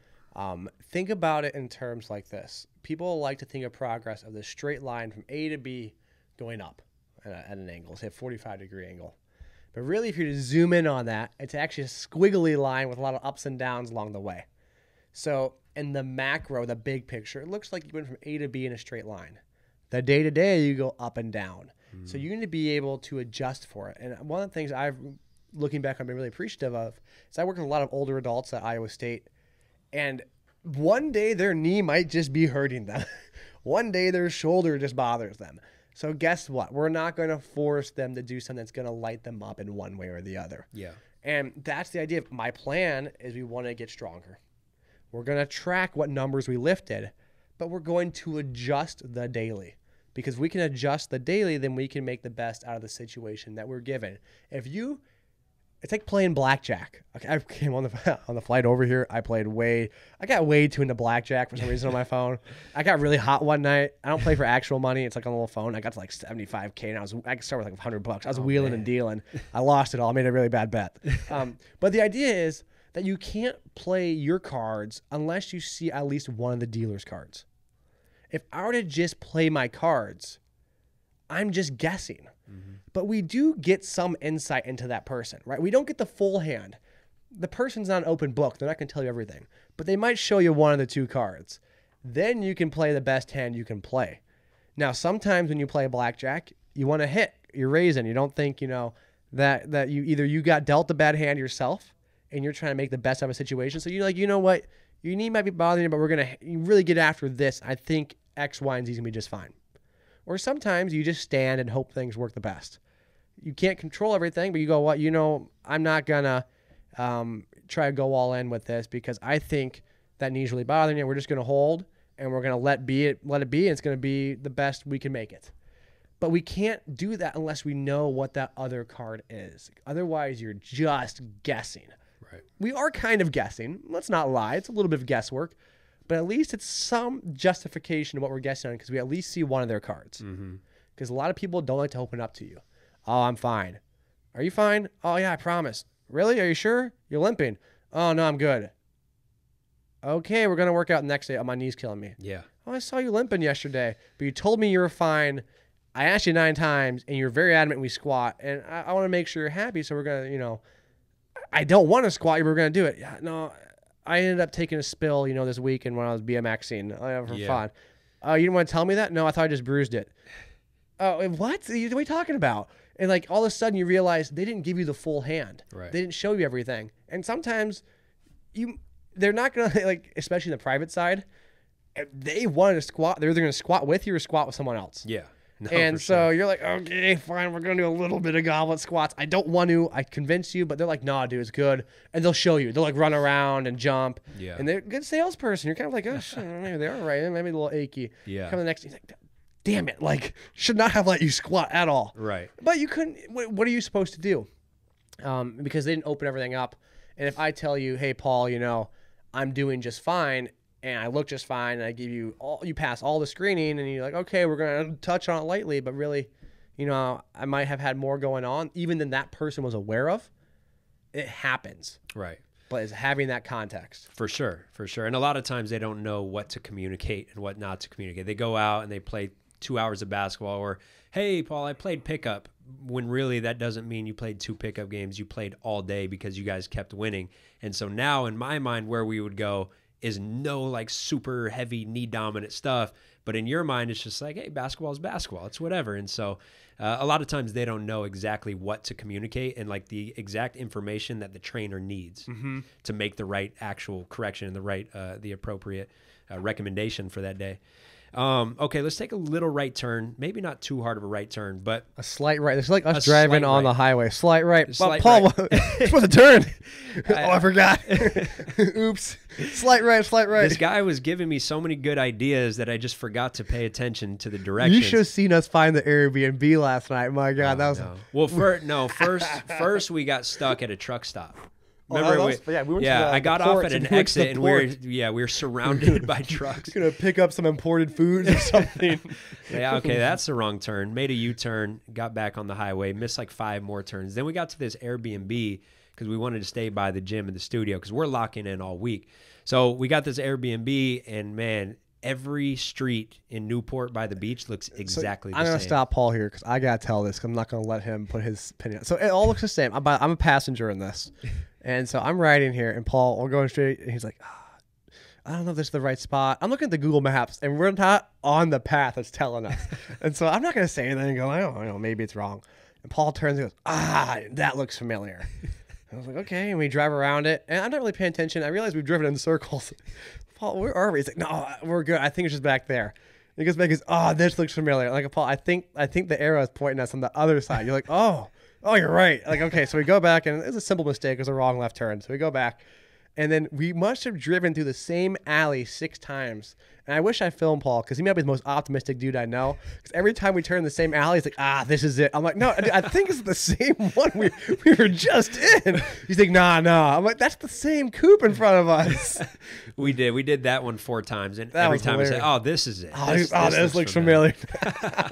The issue is we're chatting the whole time trying to talk about ideas. Yeah. And you're not paying attention enough to drive. But I mean, my mind was not the there. Tesla was, I'll tell you, we had 3 Google Maps up. We had a Tesla, mine, and Paul. It was very confusing to find. Yeah. Not anyone's fault, but it was hilarious. Yeah. It's a good start. It was Elon Musk's fault. He's supposed to direct me exactly to where I'm going. I shouldn't have to do any thinking. Isn't there an Elon button you call it? I think so. I think he picks up and he goes, your apartment's there.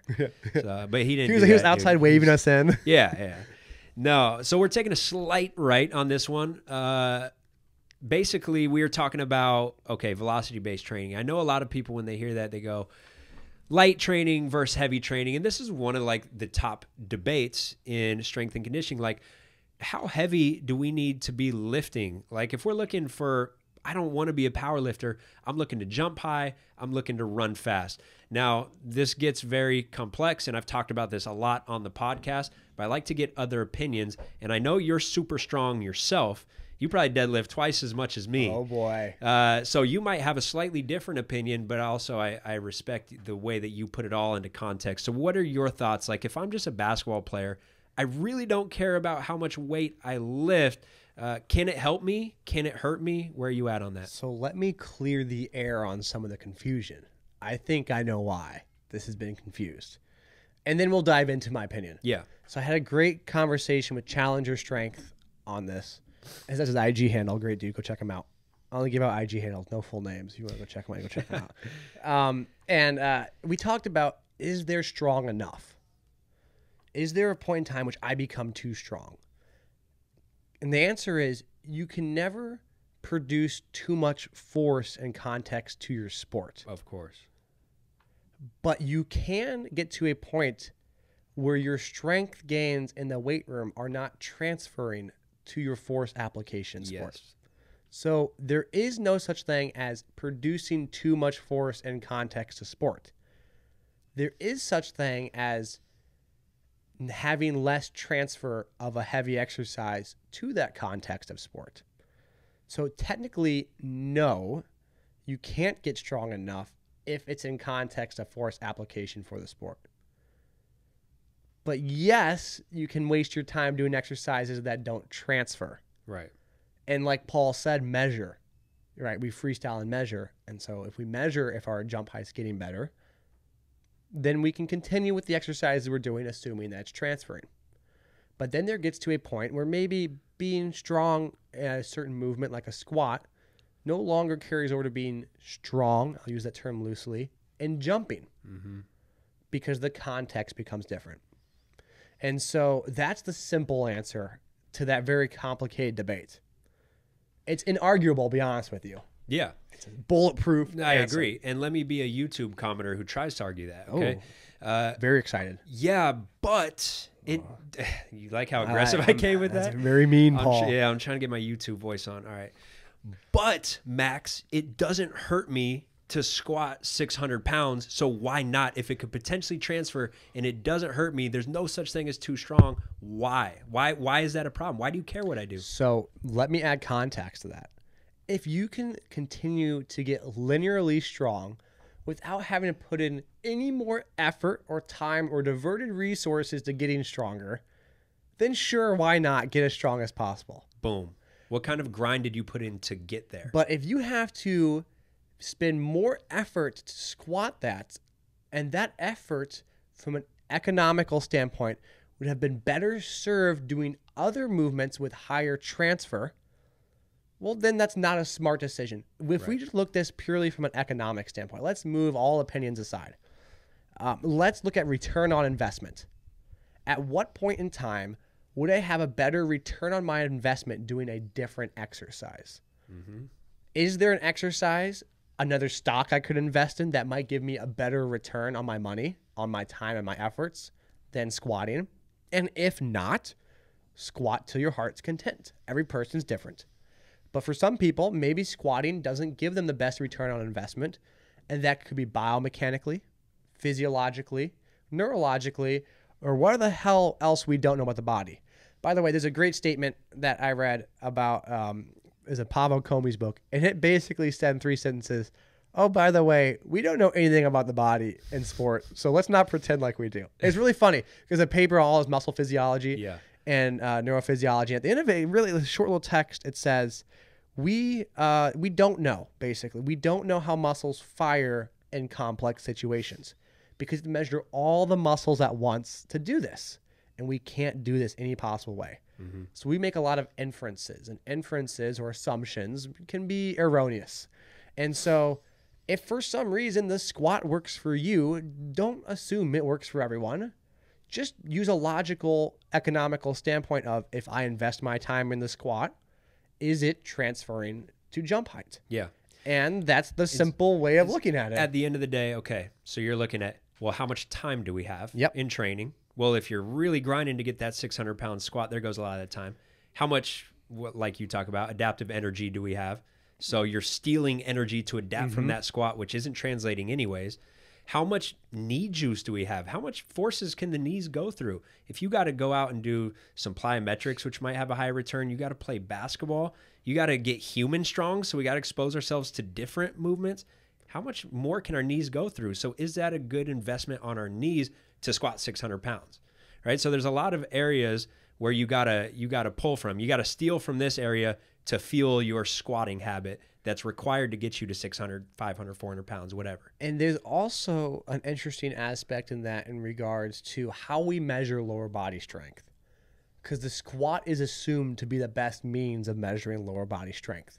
In this model, we're assuming. But that doesn't mean it's the best means to do it. Yeah. No one ever said a barbell was made to be the best means of developing lower body strength. Never was it written, or nor was it designed to do such. Mm-hmm. It's actually arguably designed well, but not the best. You'd rather have some direct vertical pull on you that's not going to axial load you and be very stable to express the most amount of force and bilaterally in both legs. So when we look at force expression, you might go, oh, Zion Williamson doesn't squat 600 pounds. But I'm also willing to bet Zion Williamson is very strong in the lower body. Mm-hmm. So I think your strength, there is a part where it plays a role relative to your body weight. Oh, yeah. Dr. Matt Rea came out and said, I think it's 1.75 by body weight is for sprinting. The last point they saw any correlation to top speed. Mm. And we know that sprinting is very similar to an approach jump, different than a static vertical. But you can see why that'd be corollary there to transfer momentum, and no longer does the speed become contextual. Maybe only be strong enough to support the system to allow it to transfer energy, as opposed to be strong enough to have to produce maximum amounts of energy or force. As opposed to a standing vertical, getting really strong probably does help a standing vertical. Yeah. Because time is so much longer. That's why you see these Olympic guys probably have crazy standing verticals. Mm-hmm. But also, how often do you do a standing vertical? And secondly, how are you performing the standing vertical? Yeah. Are you performing the standing vertical with a deep knee bend and a deep hip bend? You can rarely use that in games. You can't use that, or are you doing a really quick one? Yeah. I just watched a high jumper this morning, and he did a super quick knee bend and jumped very high. Mm. And I was like, well, he could probably jump higher if he bent further. But he's wired to be short knee bend, jump high. Yep. So maybe under the perfect umbrella, we just need to measure the right things and then say, okay, not just jump height, but we use something called an RSI mod. Yep. So RSI mod, for those of you not familiar, it's measured on a force plate. It's called reactive strength index modification. And it basically, in short, measures how fast you perform your jump and how high you jump. And if you perform a jump very fast, we can make the assumption that the knee bend was very minimal. It's a quick, small joint angles. So that's a way of saying, okay, look, I only want a short knee bend. I actually talked to Drake B about it. Drake, I'm sorry, dude. I always say your name wrong. Drake Berberet. I think it is Bear. Strength to speed. I called him yesterday. Right. I talk to Drake all the time, but I can't say his last name ever right. Drake B. Drake B, my dude. Yeah. And we talked about how, and this is for you science nerds out there, maybe we only define jumps we want to look at that are called unimodal. So if you look at a force time curve is someone who bends their knees really low and jumps up high. They have two humps. They have one where it's the initial kind of force buildup, and a second one where their center of mass kind of shifts over, and they have two humps, basically. Mm-hmm. Now, there's one, if you do a really fast one with minimal hip flexion, you'll just get one big hump. It looks like a bouncy ball hitting the ground. Yep. Now, maybe we should only measure ones that have a unimodal single hump, because that's maybe a threshold in which the knee bend is only so far. Mm-hmm. So this is where, if you understand the context or how things are being measured, you can understand how to look at certain research studies and say, okay, look, unimodal curves, because there's a research study that did this, were those that had higher RSI mods because their contraction time was so much shorter. Yeah. And so now we can utilize technology, not just without a compass. Right now, it frustrates me so much, is we use technology. We go buy this technology, and we want to buy it, and we just want some paper to tell us what it's used for. And we say, oh, well, it measures how high I jump. It measures my eccentric rate of force development. But if you really just understand the basic physics behind it, you can then develop your own means of having a reasonable way of understanding how to apply it. So I want to now maybe just have a unimodal curve when I test people, and then I want to test their bimodal curve heights. And maybe there's a difference between the two. Mm-hmm. Maybe that difference becomes a metric, unimodal divided by bimodal, or the difference between it. Yeah. So Paul's eyes are right than that. Yeah. No, that's something that I've been looking at, actually. Oh, so, of course. You haven't? No, I'm kidding. Yeah. No, but we can use our force plates now in a way that we have, again, I say this word all the time, an educated justification to use it. Not just a justification, an educated one. Yeah. And that's one reason why. So I've had, talks on podcasts on opinions that weren't necessarily popular, stuff like this. Hey, you don't just have to back squat a lot of weight. And the reason is because I'm looking at these changes on a force plate, and I'm looking at a lot of different variables and how that back squat affects that variable. So like you said, maybe you do improve your standing vertical jump. Your impulse goes up. Well, that doesn't necessarily mean that we can apply that in sports. Maybe RSI mod is the better thing to look at carryover.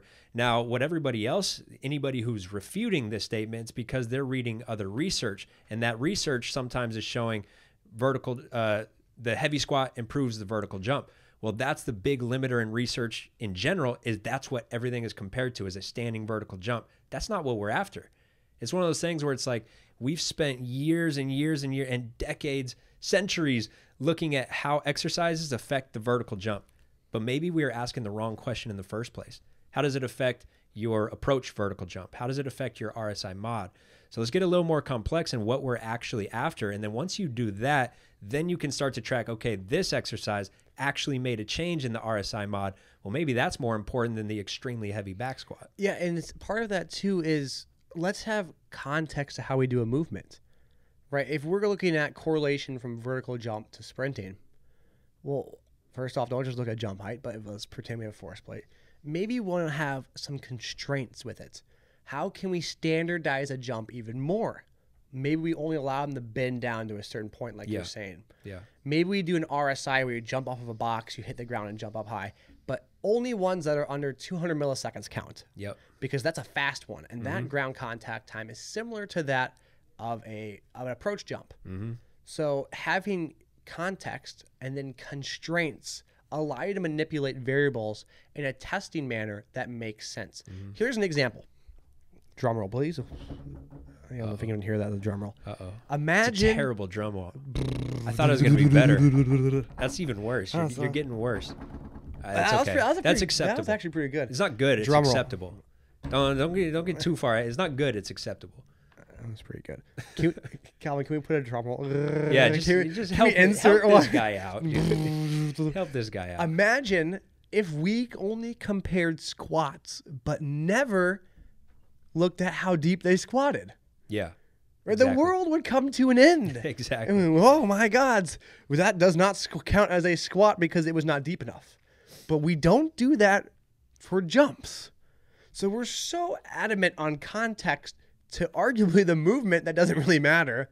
But then we're not adamant about context to the movement we're actually trying to measure. Mm-hmm. So you have to have constraints in both realms. We have a constraint and we only count squats that where the knee goes to femur goes to parallel. Great. I only count jumps that are 200 milliseconds on the ground. Yeah. So if we get so fed up, that squat isn't going to transfer because it's not low enough. Or vice versa, that squat's not going to transfer because it's not high enough. Okay. But what about how are you measuring the transfer? Are you measuring just on a jump? Because maybe you should limit hip flexion. Maybe you shouldn't have you should have these constraints that mimic that of sport more. Right. And so that's where I start to lose hair on my head and start to fall out because I'm going crazy when I read debates on semantics. Why are we so concerned about this arbitrary movement of a squat, but we aren't concerned about the context and how you're actually measuring a vertical? Right. Are you measuring it with a vertec? Are you measuring it with an approach? Are you measuring it with a force plate? Is your hands on hips? What's the knee depth? What's the time?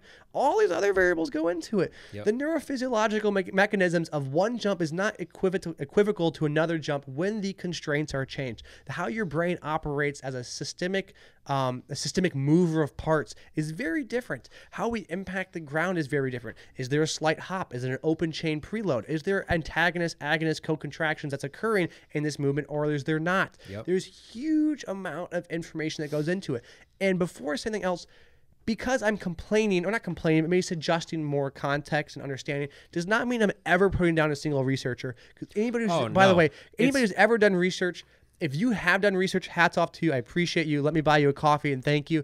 And if you haven't done research and complain about it, go buy someone else a coffee who's done research, because guess what? People who do research so nerds like myself can learn. Right. So I can sit here and talk to you about providing more context and understanding about how you interpret your data, but by no means am I attempting to bash any research. So all researchers that are listening, I will buy, oh my God, if they all came in and bought coffee, I probably that'd be expensive, right? Maybe I'll make you some protein pancakes. Yeah, that's a little more doable. That might still be we can go to Costco and get testers. Yeah. I'll refer you to the right place to buy your own coffee. Let's say that. Yeah. How about that? Yeah. You and I can get coffee together. I won't buy you it, but we'll go together. Yeah. I like that. Okay. So first of all, and I agree, when I say stuff like we're asking the wrong question, it's because a lot of times in studies, you got to make it as simple as possible. Like, that's just a simple variable to check. Yes. Can you check the approach vertical? Well, now you're talking about a skill component. Mm-hmm. So did the training, you can't tell if the training transferred because maybe they just learned how to jump better, right?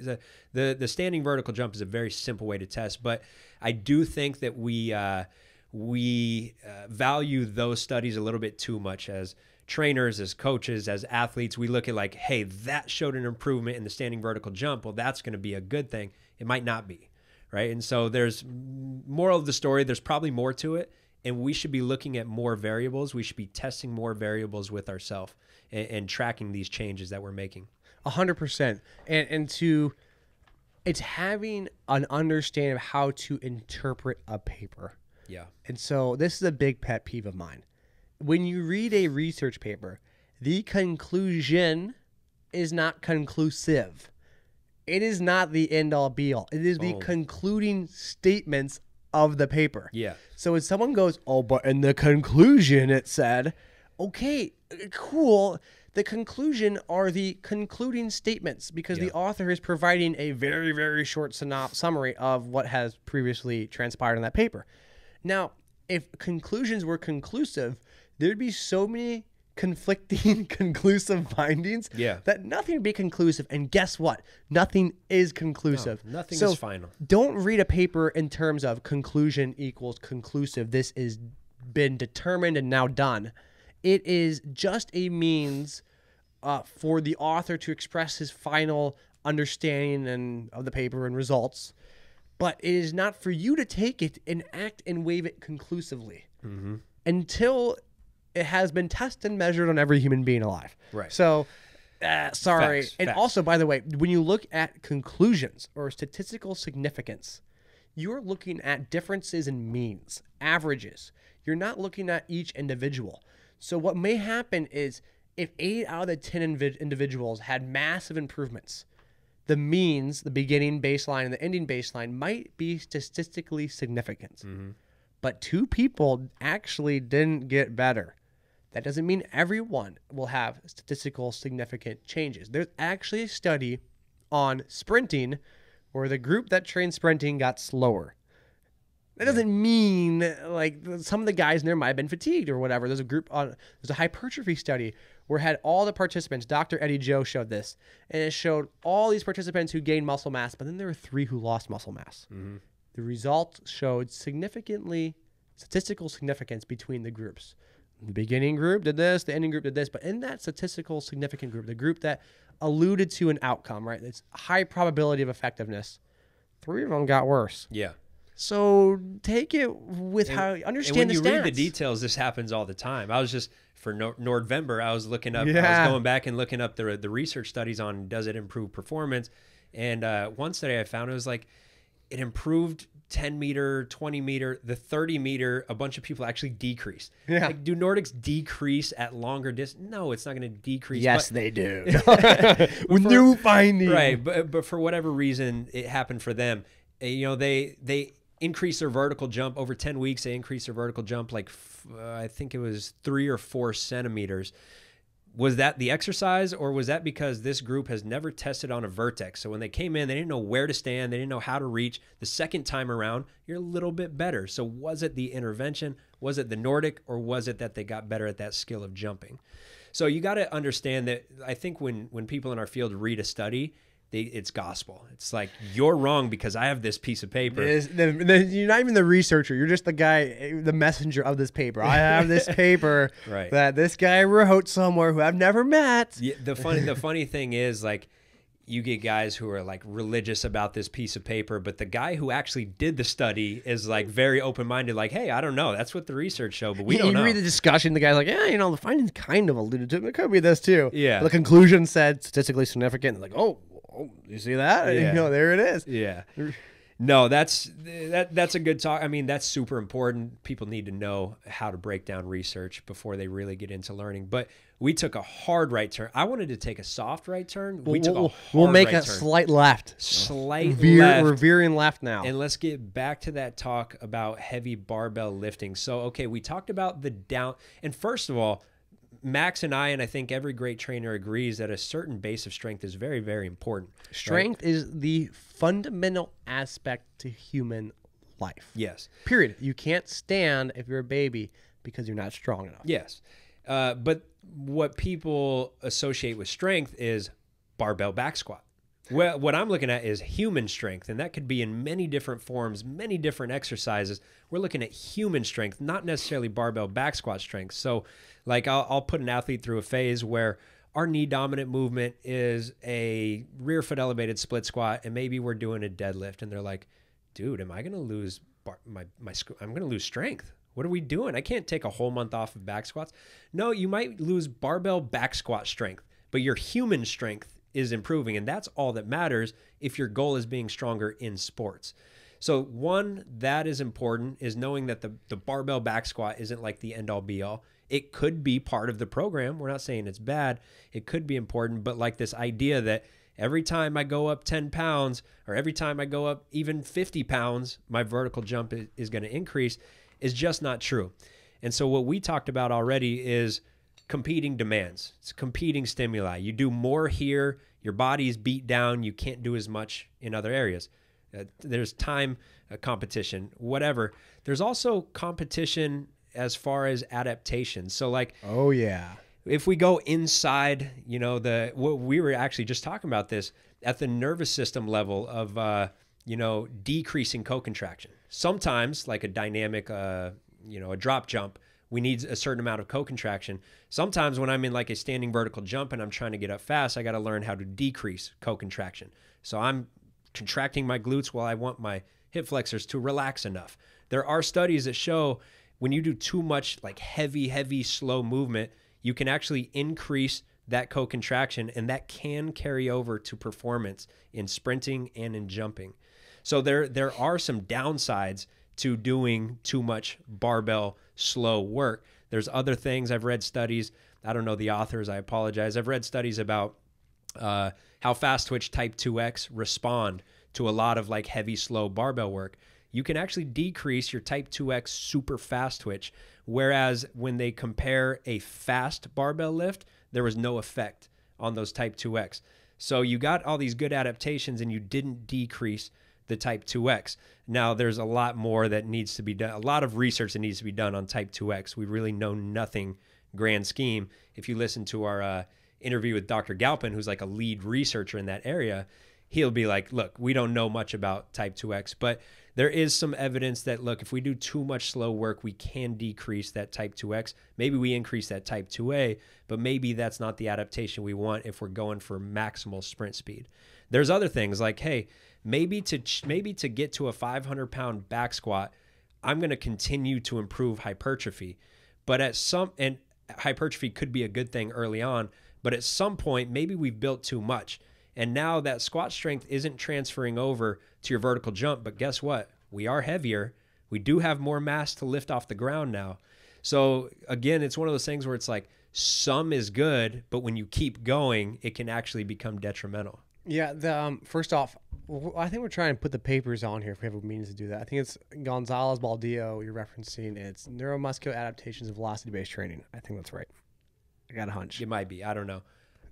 Drum roll again? Please don't. Please save us.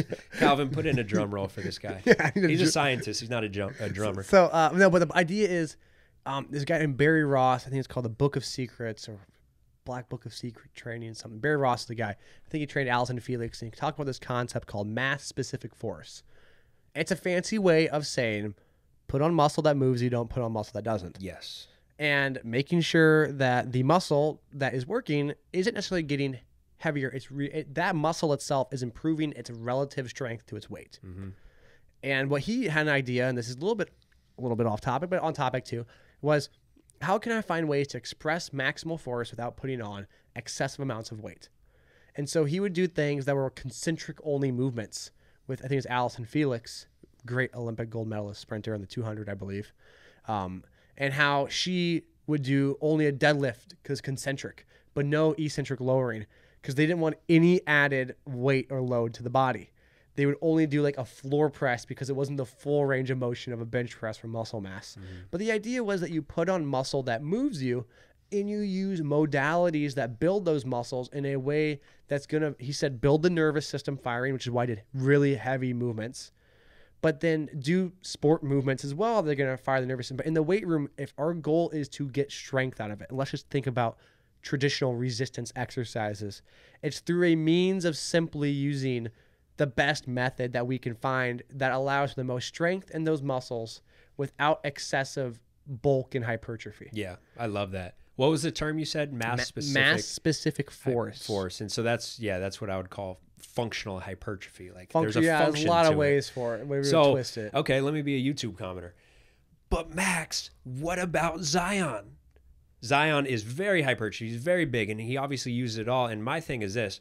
It's different to have it and be built like that naturally and build it through the weight room. So the way that I like to think about it is sometimes, somebody like Zion and a lot of football players who are huge and they're also explosive, they might lift in the weight room, but they're kind of just like that. Like Zion is who he is. He would be that pretty jacked even if he didn't have the weight room. It's almost like he is the Apple that was, the hardware came with the software. And that hardware really knows how to work with that software because it came together. It's built together. If I go out and I build Zion's level of hypertrophy, Now I'm going out and I'm buying a random hardware and I'm buying a completely different software and I'm just hoping that they pair together. And I'm going and every day I'm going to Best Buy and trying to find new chords to make them pair. I am never going to pair my software brain to my hardware muscles the same way that he does because he has it naturally. So when people look at it and go, there's no like limit on hypertrophy because of guys like Zion, you're looking at it the wrong way because he's natural and you're building it synthetically in the weight room.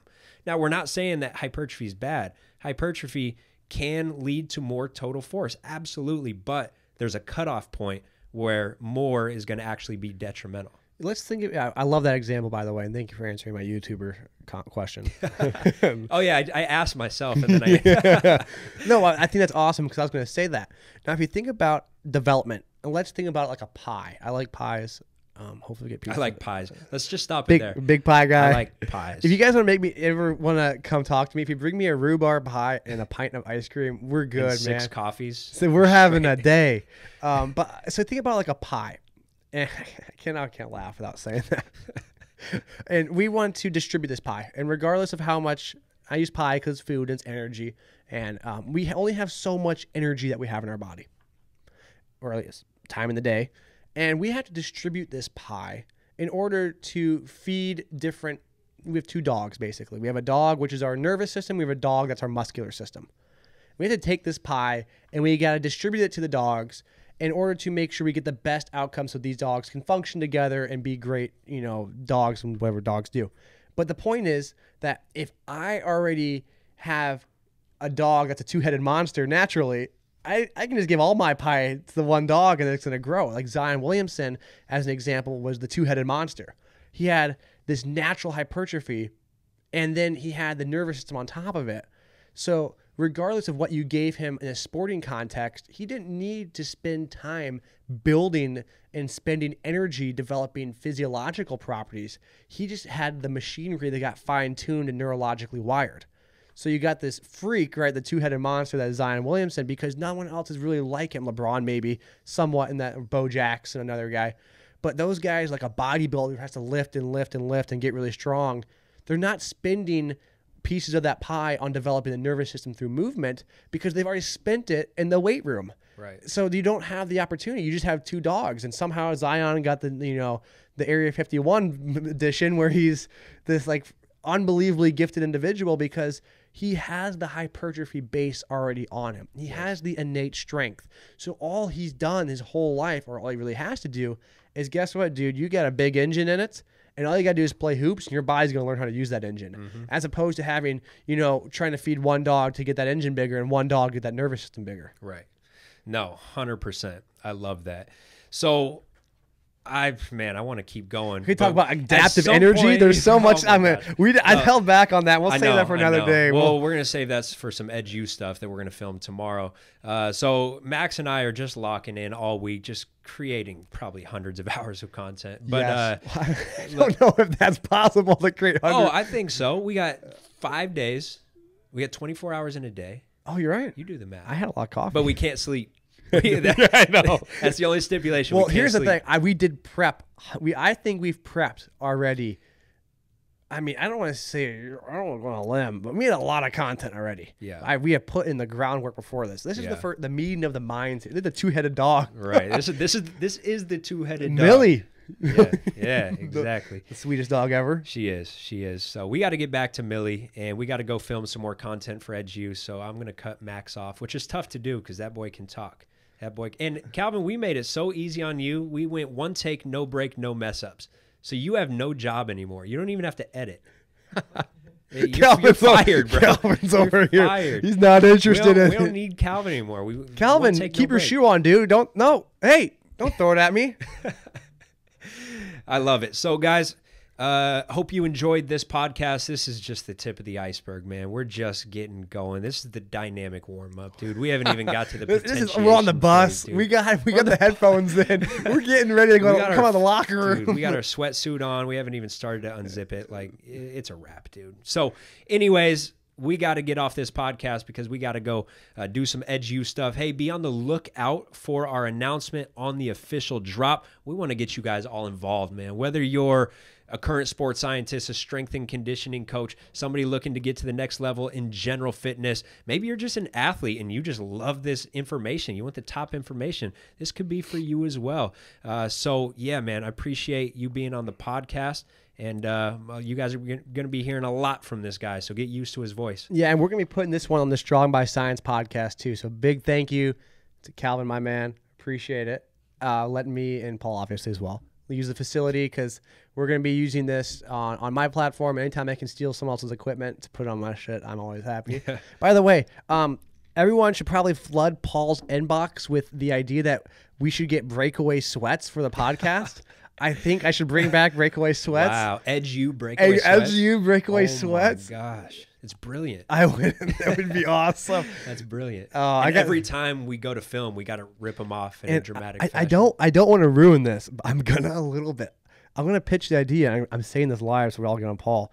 That every time we have an exclusive interview with someone here, I want to get a T-shirt with their face on it. And so every time we have a new face of that person. That'd be sick. So by the end of it. But that shirt's going to fill up super fast. I know. That's the idea. At the end of it, we can have just a wall of the shirts. Oh, just the shirts. With their faces on it. I like that. We're doing that. I know. I want to do it really bad. Yeah. That'd be hilarious. I'm excited. Damn. All right. We're pretty excited, as you guys can see. We've been talking about ideas for a long time, and we're just now like really getting going and locking in this week. So, hey, be on the lookout for more content to come. Until next time, we're out.